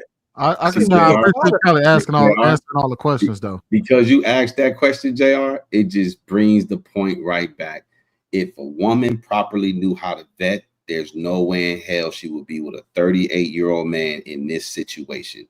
This is not a situation a man in my age group would be entertaining unless he was seriously trying to get to know this woman. He wasn't seriously trying to get to know this woman. So somebody said something. Well, does he have his own place? No, he lived with his mama. No, he has his own house. Damn, Will, how you going? Why, Will, like, where did you get that from? She said he introduced her to her mama. You just assumed Pokemon Go. Now let's just move on. It don't matter. He ain't a real person. Okay, the hell we talking about? So I guess like the sisterhood or modern women are upset at Michelle Obama after she said this about Barack. So I guess she said she dated Barack when he was broke, which kind of. What you smiling for, Swing? What's going on? Nothing. I was about to cuss out one of the chatters. People in the chat. Yeah, they're going in on me, but it's okay. Would you be attracted to a guy who's not financially sound when you meet him? I married one. Don't you like that alley-oop I just threw you? I left my corporate firm when I met Barack, and I had somebody who was like, I got your back. The risk you think you're taking, they're not that crazy, and I'm here to help you. That's when I said, I would rather have that in a partner than a higher income. I'd rather have somebody who was ready to do some hard things with me, but that meant I also had to be ready to do some hard things with him. All right, so a lot of women had upset at her, saying that I guess she got it backwards. What you laughing at, Will? Boy, we live in the upside down. What the hell she be? He got on her program? What? The hell we talking about? How did a lot of women get upset with her saying that she got it wrong? She did. Or she got it backwards. She did. If she married a man that became the president of the United States. What that's supposed to mean? That worked out, but the logic is not something. What was the logic? That she quit her job? That she quit whatever she was doing to support him? Take the logic, right? Take what she said. What did she say? Well, no, just take what she said and extrapolate it over all women. And if all women subscribe to the logic that she used, that would be disastrous. What was her logic again? She left her corporate job and got with a guy who was saying he can go through things with her. She said he was broke. He didn't have no job or something like that. Barack Obama went to didn't he go to an Ivy League school? Okay, listen to what I'm saying. Talking about a bum. Nobody said he was a bum. Listen to what I said. She said she left her corporate job for a guy who was unemployed. We would not advise that. Even if the trajectory looks good, we would never advise that, would we, Darwin? Wait, what? No, we tell women to meet their man in college. That's where a lot of successful relationships start. Listen. She said she left a corporate job. Now, maybe her timeline is maybe my timeline is wrong because maybe this ain't the same timeline. But she said when she got with Barack, he didn't have a job. And then she said she left her corporate job. Now, maybe Barack had a job by the time she left her corporate job. But how I heard it, it sounds like she left her corporate job for a guy who was unemployed. Now, if that's not how it worked, then yes, Sweeney, if he's on the trajectory and he's already out of college, yes, she can leave her job and be on that man because he's on his path. He's on his way.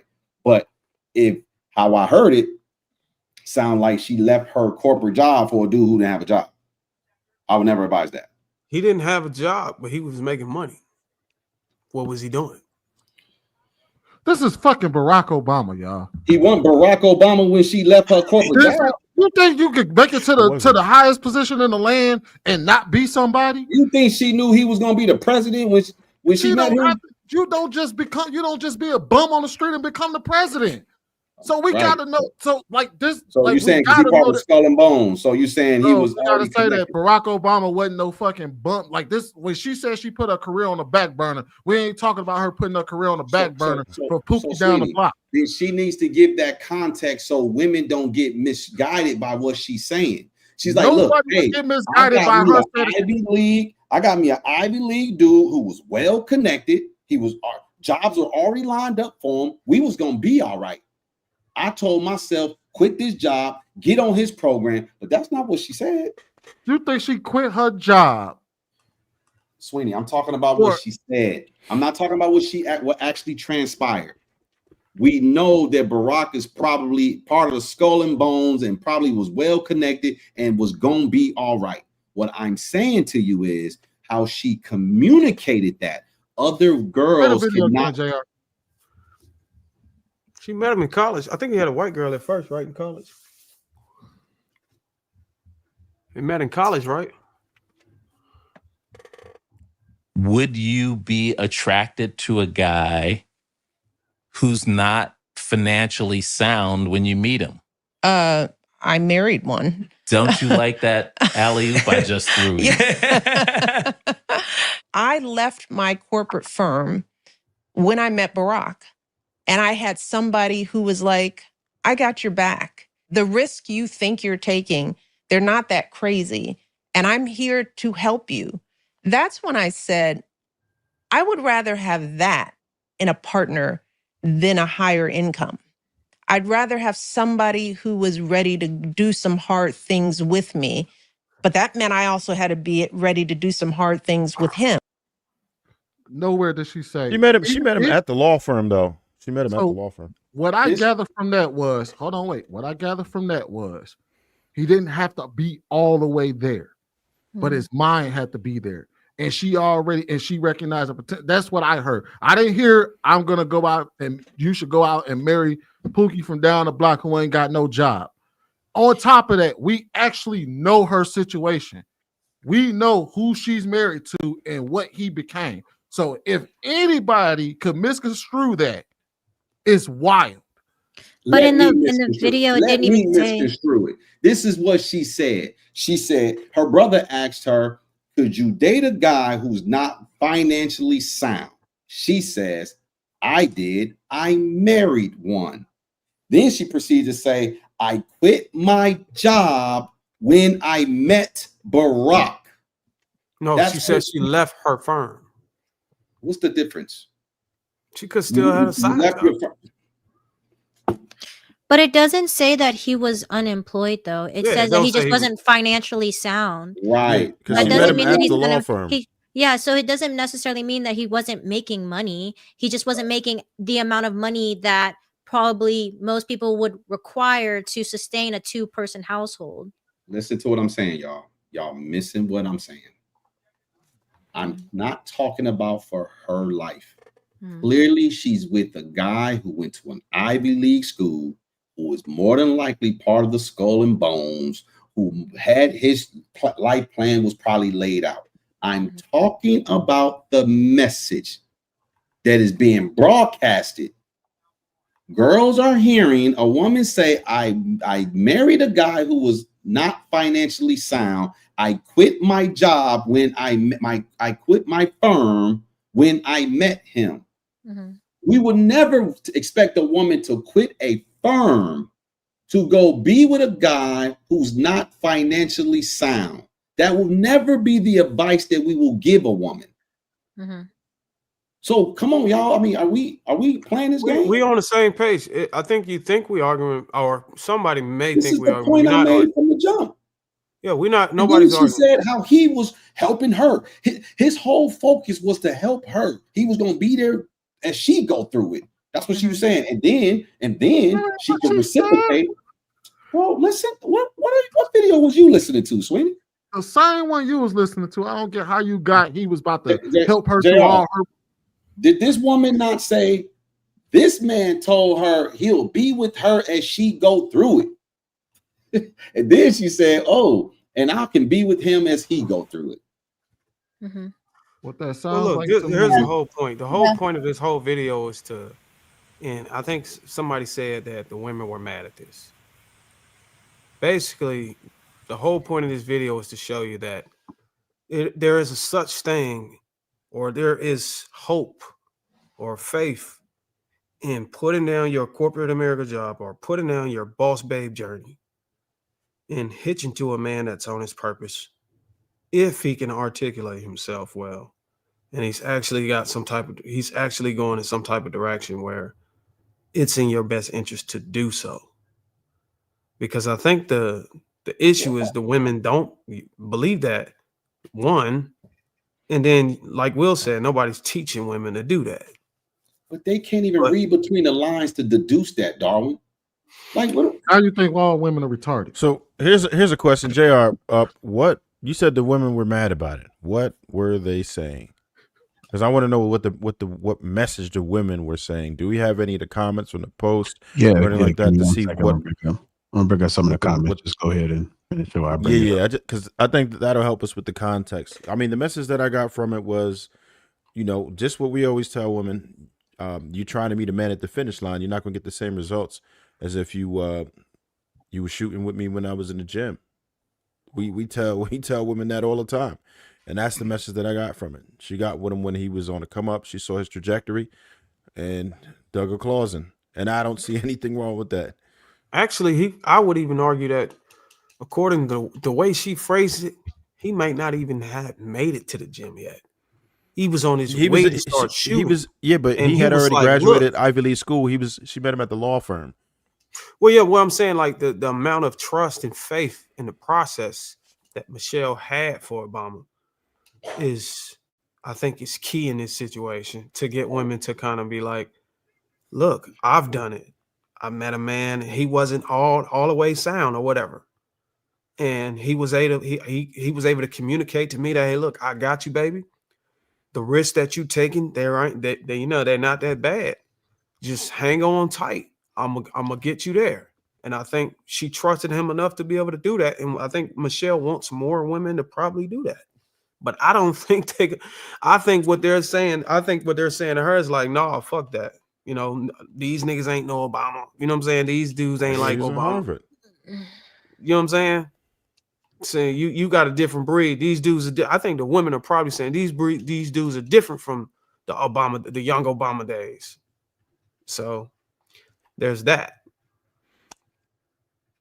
But you see this timeline, like I said, the way she said it misconstrues it. The message is flawed at best. It's a Cinderella story. I get what you're saying. You're more saying like exactly that. Like it's not enough context for someone that doesn't really understand or have the articulate or the intellect to be able to understand what it takes or how to even know whom to do that for. So then what women will do is a man will say the same thing, but because she's not aware of how to differentiate, is he the Barack Obama or is he the one that just wants to use you for your resources because he's a man? I get what you're saying. Right. I tell this will be the dating potential. I tell women emphatically, you do not date potential unless you're young, like 20, 21 years old. But you can't tell no woman who's at a law firm, she's quitting her job, having faith in the guy. Oh, I have faith that it's going to work out. Girl, you a damn fool. You don't do that. And the way she told her story, like, hey, bro, I have 4 daughters. And I wouldn't tell my daughters, you don't ever have faith in a man. You don't have faith in a man. Intentionally trying to pursue her. I don't give a damn. Does he have his ish together? Now, if they're both 20 years old and they're in college or something like that, cool. That's a different story. I don't expect I don't expect a young man to have all his stuff together, and I wouldn't tell him he couldn't pursue my daughter. I would advise against it. If he's 25, he better have his own damn place. He better have a car. He better have his stuff together. Does he need to be rich? No, but he has to be fully self-sufficient. And he has to be able to take my daughter in where she doesn't have to work for them to survive. If she has to work, he ain't ready yet. And when I say he ain't ready yet, I don't mean he needs to make 100,000, 200,000. I'm saying that a woman comes underneath your covering outside of utilities, toiletries, and food, cell phone bill and stuff like that, maybe some car insurance, whatever. If a man can't swing that extra expense, he probably ain't ready to have a woman all the way on his program. Because this whole thing, trying to get a woman on your program where she has to financially contribute, there's no need for a woman to endure that, because there's plenty of men out here where she doesn't have to endure that. So I would advise against it. Now, if she's hard set on dating this guy, all right, cool, do your thing. I'm not going to ever tell somebody they can't be together because the man can't fully foot the bill. Will, you said that unless she was young. How young is young? 21, young, she's still in school. She's still in school. Once you're out of school, all bets are off. The guy has to have his stuff figured out. If he don't have his stuff figured out, bro, go focus on getting your stuff figured out. The only way I'll make an exception for my daughter to date a guy that don't have his stuff figured out is if they're both still in school. If she's out of school, the guy has to have his stuff figured out. You mean college, right? Yeah. So they're both seniors in college. Yeah, I'm okay. He ain't got his stuff figured out. They're both seniors in college. Okay. So let's say she graduated in 2025 and he graduates in 2026. Okay. You cool with that? I would advise against it. Damn. Let's get the ladies involved in the conversation. What if he say he want to go to grad school? She want to go start what he wants to do. I'm advising against it. All right, go ahead, Vaughn. Damn, bro. Sorry. I understand exactly what Will is saying. You should have your things together. I wouldn't advise my daughters to either. I have 2 older daughters too, and I wouldn't advise them to jump into a situation where the guy wasn't ready for them. Not saying they shouldn't have theirs together too. Yes, but I wouldn't advise for them to just jump into something where they probably will struggle. It's just why y'all gotta add struggle to it? Struggle is part of life. I'm okay with my daughter struggling. That's a part of life. It is, but you don't want her to struggle with a man. No, she needs to struggle with her man. Life is ebbs and flows. Even men that got their stuff figured out go through ebbs. Like you're going to struggle in life. That's not what I'm Trying to avoid a struggle you're problematic if you're trying to avoid a struggle. That means you don't love this man enough to go through the trenches with him when he needs you to, because everybody. All right, we gotta let Vaughn finish, y'all. Go ahead, Vaughn.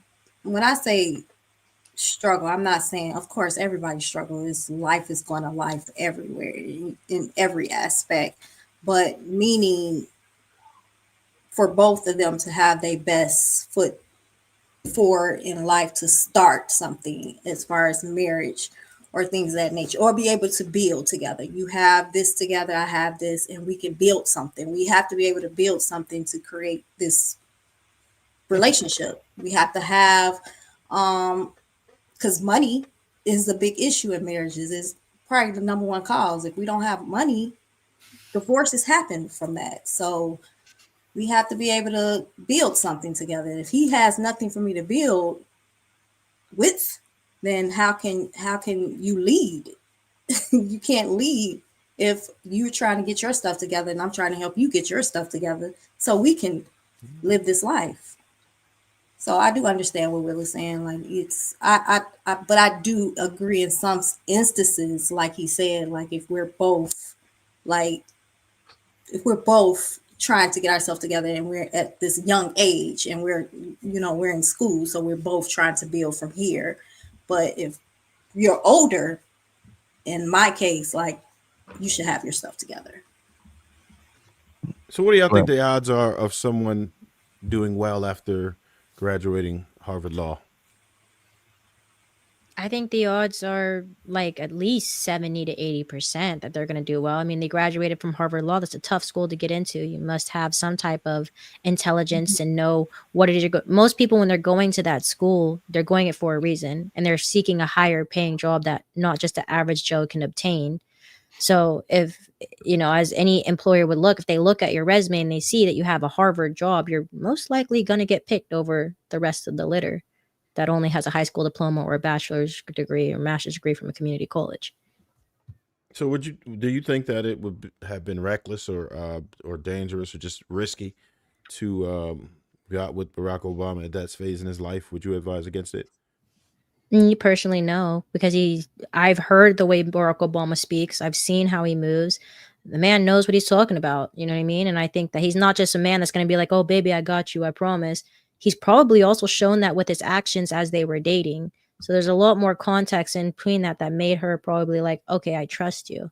I don't think it was anything that's like a man like that. Like, I don't know. From what I've seen of him, he's pretty predominant.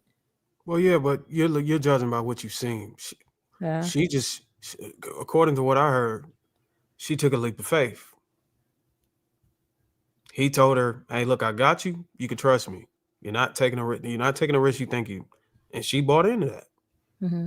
And I think the message is, can we start getting women to do that for us? Will says no. Okay, can y'all please be honest? That timeline of how she described it is not what happened. She did not quit her job when she met him. But that's what she said. So she lied in the podcast? Who do we believe, ChatGPT or her? ChatGPT. The fuck? Hold on, don't ChatGPT get his information from her? Yeah. Well, they probably compile it from news sources. That's the thing. You could frame something in any way you want in a podcast, especially when part of people podding nowadays is to sensationalize shit. Somebody said Jay-Z did something. Jay-Z said, I ain't do it. That nigga say he ain't sell drugs when the feds came. People lie. So do you guys believe? So you guys believe that not all of you guys are, but the people that are against what some people are saying, like you believe that like if he doesn't have his shit together, there is no even trying to entertain it or no come up together. You have to be in that predicament already for me to mess with you. Well, I think it all depends on. I think it all depends on age. I mean, if they young in their early 20s, I think that they should be. They're either going to be up or they're going to be on their way up. But once you start going into them late 20s and 30s, you can kind of get a good idea of where that person is going. If they don't have any direction by the age of 30, then you can almost say this person may be on. But now there's a possibility to hit a stride. In their 30s, they still may be trying to figure it out. But in their early 20s when they met, I think she probably seen some potential in him. I think you're putting too much pressure on people when you try to put this on a couple that's in their early 20s. I think it's unfair for them. They're in a relationship, they're in their early 20s. You take the risk. Go get in a relationship, go get married, do what you do. Try to make it work. But if you're a 23-year-old woman and this guy is 40, then that's totally different. But if you're if you're in your early 20s, go ahead, Will. No, there's no problem what you're saying, but the problem is the message was I quit my job at a firm for a guy when I met him that didn't have his financial life together. That's true. That's the message that was communicated. That's what we heard. That was true. It was true. That's true. Okay, gentlemen, listen to what I'm saying.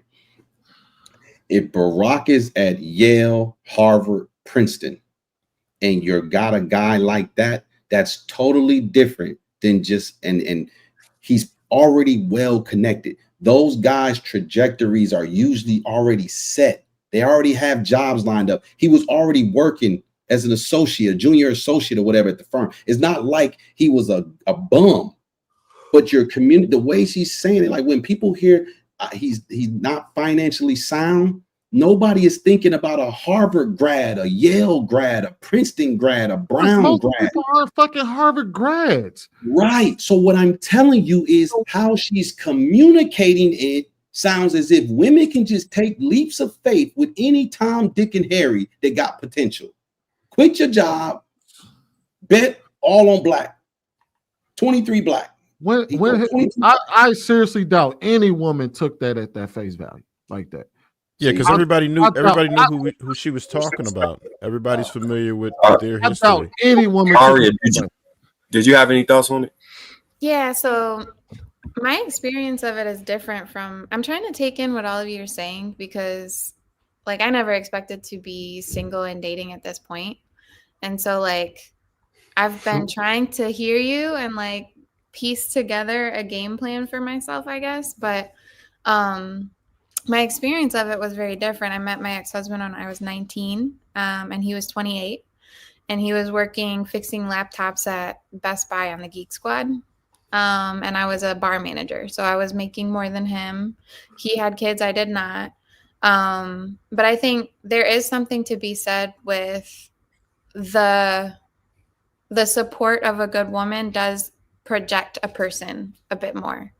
Like a woman in your corner who believes in you and roots for you and gives you like, you know, the cheerleading and the support, right, does help a lot. And I know from my own personal experience, like my ex-husband was almost 30 when we met. I was a teenager, right? People might have their opinions about that, whatever, but you know, I did really believe. I was 19 and he was 28, almost 29 when we met. But anyway, when we were together, like he went from, I was pushing him. I was a cheerleader for him. I really believed in him. And he went from being on the Geek Squad to a database engineer to getting his degree to a software company to getting another degree to another software company, getting another degree. By the time we divorced, he's a senior systems architect making, you know, over $300,000 a year. And that was over the course of our 10-year relationship, because I do think that when you have a solid partnership and you have somebody that really believes in you and really believes in where you're going, that can be really beneficial to both a man and a woman. Mm-hmm. So why did it fail? I don't want to say, but I can put it in the chat. I got to take off. It was good chatting with y'all. Almost $300K? Yeah. Nice to meet you, Callie. All right, gentlemen. Bye, Ms. Bond. Bye, Ms. Aria. Y'all have yourselves a good night. Sweeney, I'm hitting you on the back end tomorrow. Michelle Obama must have sent an email. Pause.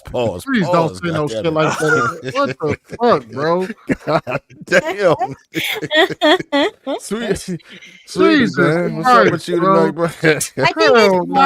I think it's hard because it's like I get both sides though. Like I get like, hey, be careful. Like not everybody has good intentions, and everything in life is an investment, and everything in life is a risk.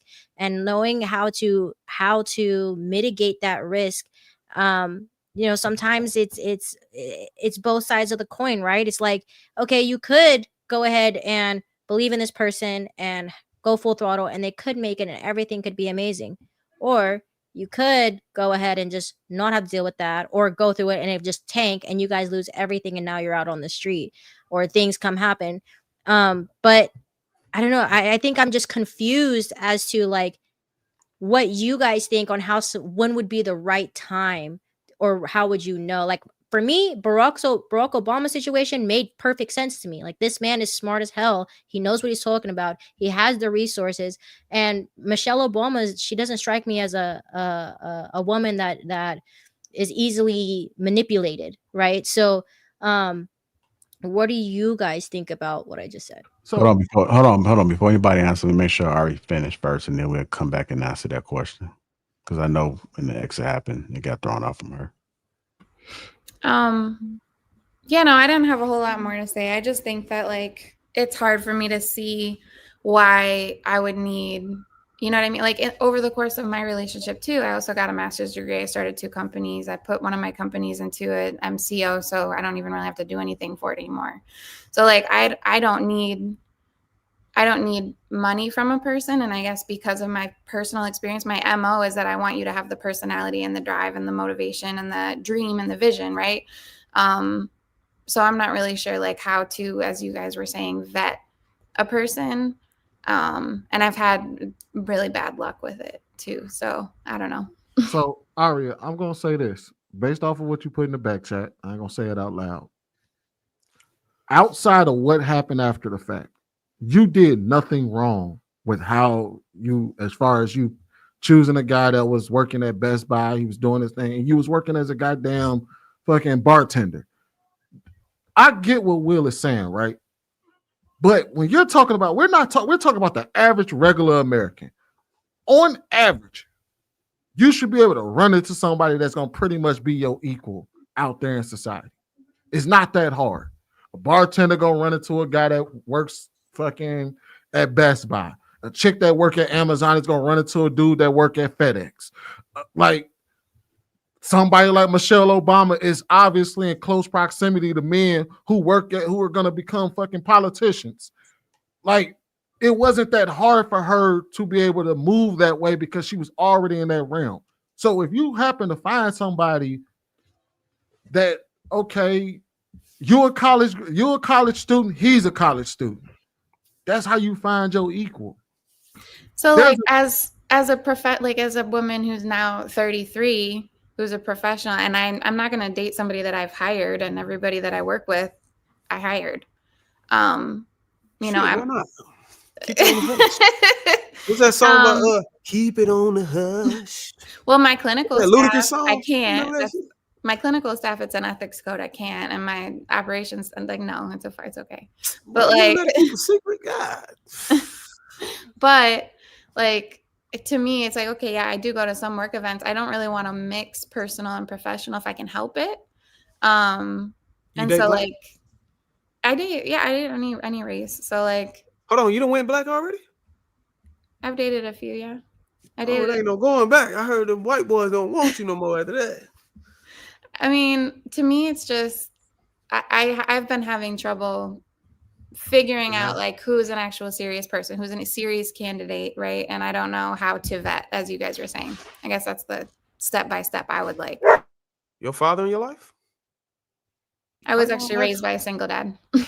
Why you don't have him help you? He's got a lot of health issues. And She stuff. got a dog bark sound effect. God damn, Kevin Samuels. Kevin Samuels done woke up in this damn live stream.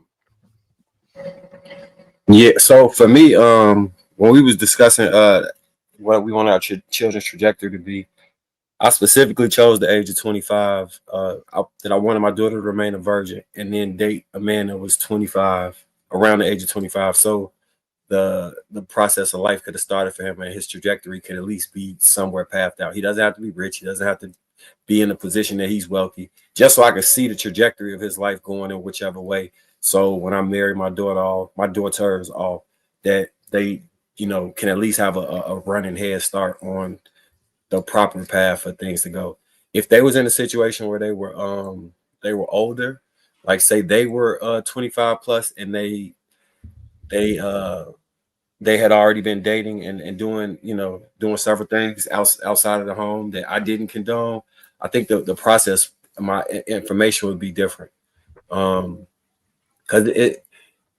to be honest, a younger girl that's a virgin can demand certain things from men that women that are past that age cannot, just as far as the data market equity goes.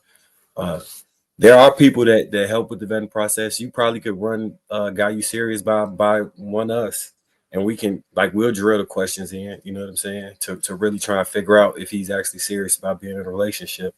But what I found for me was, if the man is single at our age, I don't know how old you are, you're above 35. I'm 33. Yeah, so if the man is single above that age, it's probably a reason or a story to that. And that story could either tell if he has growth as to what he's trying to do next, if he's like getting out of the game and he's like, all right, I'm ready to settle down, or if he had a marriage that ended and he learned from that marriage and he wants to try it again and So it's different, like indicators as far as what someone who might be eligible to be a good husband who's actually trying to take you serious would be. I think if that answers your your question. I think you need to figure out what's this partnership. What is the difference between partnership and marriage to you? Like, why do you use partner? We were married, but I just used partnership. Like we were partners in life, You're a husband and wife, right? Y'all were married for 10 years? Mm-hmm. Well, we were married for 7. We were together for 10. Oh shit! So you didn't get alimony. Whew. Lucky dude. But yeah, so you're a CEO. Did any one of y'all read what she said in the back? Yeah, I read it. Yeah, we just didn't want to get into that at this point. When I read stuff, I always look at that as one side of the story. You have to. And there's no shade to your story. I just done had the experience to where when I start leaning on one side of the story and then somebody else come in and say, I'd be like, damn, well, why you ain't mention that? And they'd be like, I didn't know it was important. You know what I'm saying? So I just take it. No offense. You know what I'm saying? Nobody never persecutes themselves.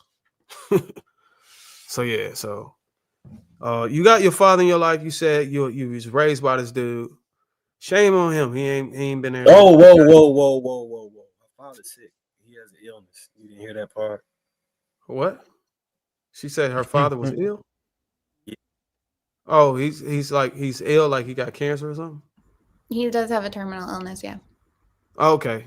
So what? Well, okay. So he probably that just happened, or that's just been like that.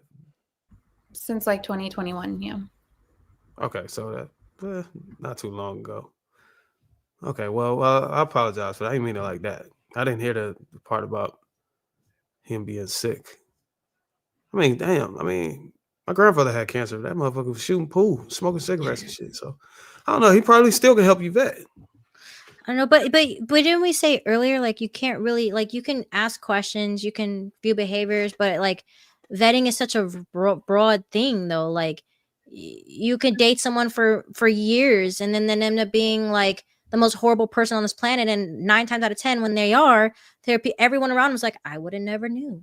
So it's like, as I said, it's just like we just gotta take our L's when we take them, and then move the fuck on and try to find someone that hopefully fits that narrative. Now, again, there are things to look out for, right? Like those red flags we discussed, but at the end of the day, you just shoot your shot, you take that chance, and then once you start seeing shit that's like, oh no, I've been here before, maybe I should leave, then leave so you don't repeat the same damn mistakes. So she's a CEO. I think you just said you was a CEO, and you got everything you need. You don't need a man money, right? Well, you need to start proposing. What do you need? Find whatever guy you want to be with, start dating him, and you need to get out on the knee and ask him for his hand in marriage. Why are we assuming? And if he say yes, you good. If he say no, all right. Let me ask you a serious question. Are you in a position? Are you seriously in a position where you have to start doing the proposing? Yeah. I don't know what's the position that you do the. She's in an ultimate masculine position. No, that means. Do y'all have kids? Do you have kids? Mm-hmm. Yeah. That means that there ain't no guy that's willing to get down on one knee for you. At least at face value, you got to get down on one knee for them. She don't know that. How would she know that? Look, so she would know that. She would know that motherfuckers are taking her serious now. There are men who would date or marry her. You probably need to find somebody that's already had their kids, that it has gone through a divorce. That's not because you're not looking to have no more kids, are you? Not necessarily, no. Somebody that's either, what's the oldest you would date? I don't really have like a solid limit in a 45, 60. 50. I don't know. Yeah, you can find a 45-year-old divorced man. Just depends on the circles. I don't know if you have a network of people that. If you go 50, you got a higher chance of getting in a relationship. You see, what? Go ahead and go for the big 50. But I'm telling you, you want to do that's you said 33? He probably ain't no CEO yet. He usually ain't gonna get to CEO till he probably like 40 or something, like 45. So you might have to either share for a while or you might have to just take a knee. Don't disclose your finances until y'all actually like serious in a relationship. No, that might help you. That's gonna help you. I haven't been usually lately. Like I try to just not. Pull up, but I don't know. You in a masculine position. Take advantage. You have leverage as a man. Operate like a man. You win. You don't want to go. You obviously don't want to go back to your husband, right? Okay, then it's time to propose now. Wait, does he want to? Would he try and repair the damage he caused? I don't think so, because I asked him to do therapy and a couple other things, and he said he would rather get a divorce than go to therapy, and we haven't talked about it since then. That's it. Nah, don't go back. Yeah, you good. You good. I saw that comment back there. I wouldn't go back to that. That's what I'm saying. These young dudes. I don't know if you read that, Marcus. I think he did. I read it, but that last part, man, forget about it. He might have changed though. I don't know how long ago that right there. That was my thing. How long ago? Yeah, that right there. Forget about it. You can't fix that. He might have rehabbed. Damn, I gave it away, didn't I? No, I wasn't even talking about that. I'm just saying. What was the last sentence? Just leave. After I read the last sentence, I said, "Forget about it. It ain't no way. That's not cool." Or you could just let nature take its course. You know what I mean? Like, I'm gonna be prime example. There's someone in my family that's 50 years old and just now found the love of her life, and he is like, I've known her. Well, obviously she's my family member, so I've known her all my life. And he has treated. This is the first time I've actually seen someone that really treated her and loved her the way that she deserved to be loved. So I don't think there's an age limit on when you're gonna find your person. You're just gotta wait it out until it happens. And like these guys say, like, don't, we just can't be naive. We just have to learn from our mistakes, learn from things that we've done, and really just try to be the best version of ourselves every day. And as you become the best version of yourself, you will start to attract people that are like-minded and similar-minded, because now you have a different focus. Your eyes are open now, so you're able to see things differently than you were before. Now it's up to you to, when you do see those things, to make sure that you always prioritize yourself and make sure that you're like having that discernment, like, okay, like I said, I've been here before, don't want to go through this again, so I'm going to make sure that I take my time. And there's nothing wrong with that. Whether it takes 1 year, 2 years, or 10, you will find your person. It's just going to be when God decides that it's right. What does she think the best version of herself is? I hope it ain't more money. Yeah. I mean, if it is, then that's fine. But you're just making my point that if you got this masculine energy and you're empowering yourself on the level of a man, you just gonna have to take a knee straight up. So being selfish is so not making really going to money prepare makes you the for like. person masculine. Well, I mean, your position. You're a No. CEO. You what you say? You earn $300,000 a year. You said Did the you say company that, or is you said automated. I don't want to say that publicly. So working on Yeah, yourself yeah, is good. You do all the healing that you need to do and everything else, but investing into self is not necessarily going to help you get with somebody else. And I think you have to actually be intentional about it. If a relationship is what you want, and if it's a priority for you, then you should be intentional about it. You should. I don't think that things just happen, right? Most women who nab a good man are out there seeking, and it doesn't mean that you are here going crazy, swipe, swipe, swipe, swipe, but you kind of play strategic placement, right? So you just be in places where the types of men that you are interested in frequent, at least be in a mix somewhere, not clubs, not bars. There's other spaces that you could be in where you could actually meet people. You look like she's smart enough to know that. How old is your oldest child? She's almost 9. Oh yeah, you got some time. You got 10 more years, 7 more years. You do your kids go to events? It'd be a lot of like divorced or separated parents that may be around the same age, but you probably should shoot for like 7 to 10 years older at 33, because you're still a younger woman to a 43-year-old man. Like you believe in equality and all that shit, like. Yeah, she with the feminist shit. She 100%. Oh, yeah. What? Shit. Yes. Go ahead and start proposing, sis. Come on. You're a feminist. She's a feminine feminist who has a business, but that's not making her masculine. She still wants to remain feminine, but she wants a egalitarian type of relationship. Is that a fair assessment? Yeah, that's pretty accurate. Yeah, I'll be paying attention. So that's why I'm giving you those parameters. Like the older man, so you have leverage as far as being. So you believe in equality. You believe in equality, right? I'm just making sure I got that right. You believe in equality, right? Yeah. Well, then go ahead and take a knee. You find your man. You go out and date him. You're a CEO. You take some of that money out there. You spoil him, and you take a knee. Say, "Hey, look, brother, I want to marry you." This nigga trolling. She partially. No, I'm serious. She doesn't believe. Look, so a lot of times when women say they feminists, they specifically speaking to rights they would want to have, but they still want to maintain and operate as a woman. And is that not a fair assessment? And don't tell the white brothers that you didn't dipped into the black sauce. Don't do it. Yeah, keep that part to yourself. Intimidation. Yeah, for sure. Yeah, they don't want. Yeah. Mm-hmm. Hard act to follow. You don't want them to let you know you've been Becky before. That's crazy. Whoa. It's a real thing. And vice versa. If I know, like, I'm gonna judge you if I know you've been a white man. If you're black, even if you white, that's crazy. Damn.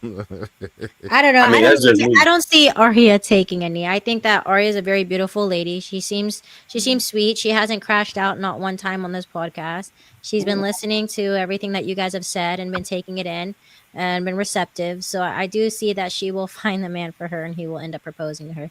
I don't think that because you make a certain amount of money or you're a CEO, it makes you masculine. I think what makes you masculine is how you act and trying to act as a masculine person. But the amount of money you make doesn't mean that you're masculine because you make a lot of money. You work hard to get in that position, or did you do it the other way women do it? Whoa. I'm just a simple question, Ari. I just want to No, see if you really had masculine energy or you used your feminine energy to get CEO. No, I worked hard for that. Okay, then. It was her company. She started it. She didn't have to Damn, she started bitch from oh yeah. Go ahead and she take didn't me. have, no, but listen, she didn't have to progress through the ranks and then beat people out. That would typically make you masculine, having to compete with other people. If you start an original idea, she could have started a arts and craft business on Etsy that took off, and it doesn't require her to gain masculine skills. What I have noticed about, because I watch people pretty closely. What I have noticed about her, the skill set that she did acquire, she tries to remain calm, focused, and not argumentative while expressing her point, which can be good in a relationship with a mature person. It's not domineering energy. She just wants to try and be respected while she speaks, but she will also, even though she's a feminist, she'll take a knee to the man if she needs to. Okay, Ari, are you have W-2s under you, right? You have W-2 employees, right? Yes, I do. Is it what, Fortune 500, Fortune what? One of my companies has 20 employees and the other one has almost 300. What is the Do you run the day-to-day operations still? No, right? I outsourced operations for one, and the other one, I have a operations manager, but yeah. And they just report to you and you get data and you speak directly with them. And that person does not require you to have to yell and curse them out, right? Mm-mm. When you started this company, did you start it alone or you started it with a team? I started both by myself. Bro, you have some masculine, you have to have some type of masculine. You let this idea in your brain brew into a full-fledged 300. I'm a clinician though, so it's a little bit different. It's like a different practice, like it's a process. Because one of my companies is a clinical practice, and then the other one is like consulting. So, like I got my credentials, I got my master's degree, did my board exams, my clinicals, and all that stuff, and then I worked as a clinical director, then a regional director for a different company, which taught me how to run this type of company, right? And then I started my own. So it wasn't like I had to build some, I don't know, new idea, I guess. Do all your employees know who you are? Yeah. I was gonna say you could have probably pulled a secret boss if they didn't know, depending on how far removed you were, and actually somebody in that boss field. And going out there dating motherfuckers as an undercover boss. But those people that's in the same field. I think you're gonna find a person at one of your kids' events. Because you're probably in the same so if you taking your kids to, I don't know if you got girls or boys, but say you're taking them to basketball, meeting the parents that are divorced, that probably is going to be your best bet in the dating pool, unless you're a religious person. Then you may be able to find some luck there. But I think that your kids eventually going to be the place to find your next person. Yeah. Yeah, well. Let me get to these super chats right quick. Ikene, $2 unemployed with potentials. That's what she said. The Will 999. Barack had already graduated from Yale and later the president of Harvard Law Review before he met Michelle. She wasn't taking that big of a leap of faith. Urban Flow Network 999 says Black women often link money to a husband leadership showing immaturity. Marriage is God, man, and woman. Money is not in the equation. Focus on building the kingdom instead of your bank account. Thank you everybody that's contributed to the platform. Hit that like button. Also make sure you subscribe to the channel. Lee says, all right, let them know you're a tribal member. LOL if I see another white girl. What tribe? Yeah, I'm not white. Northwestern band Blackfeet. Did you say Blackfeet? Northwestern band Blackfeet. Yeah, I also have Algonquin, Cree, and Cherokee in my family. Okay. That's why you found the brothers appealing, probably, right? No, we just the most appealing man in the fucking world. It's kind of hard not to like us.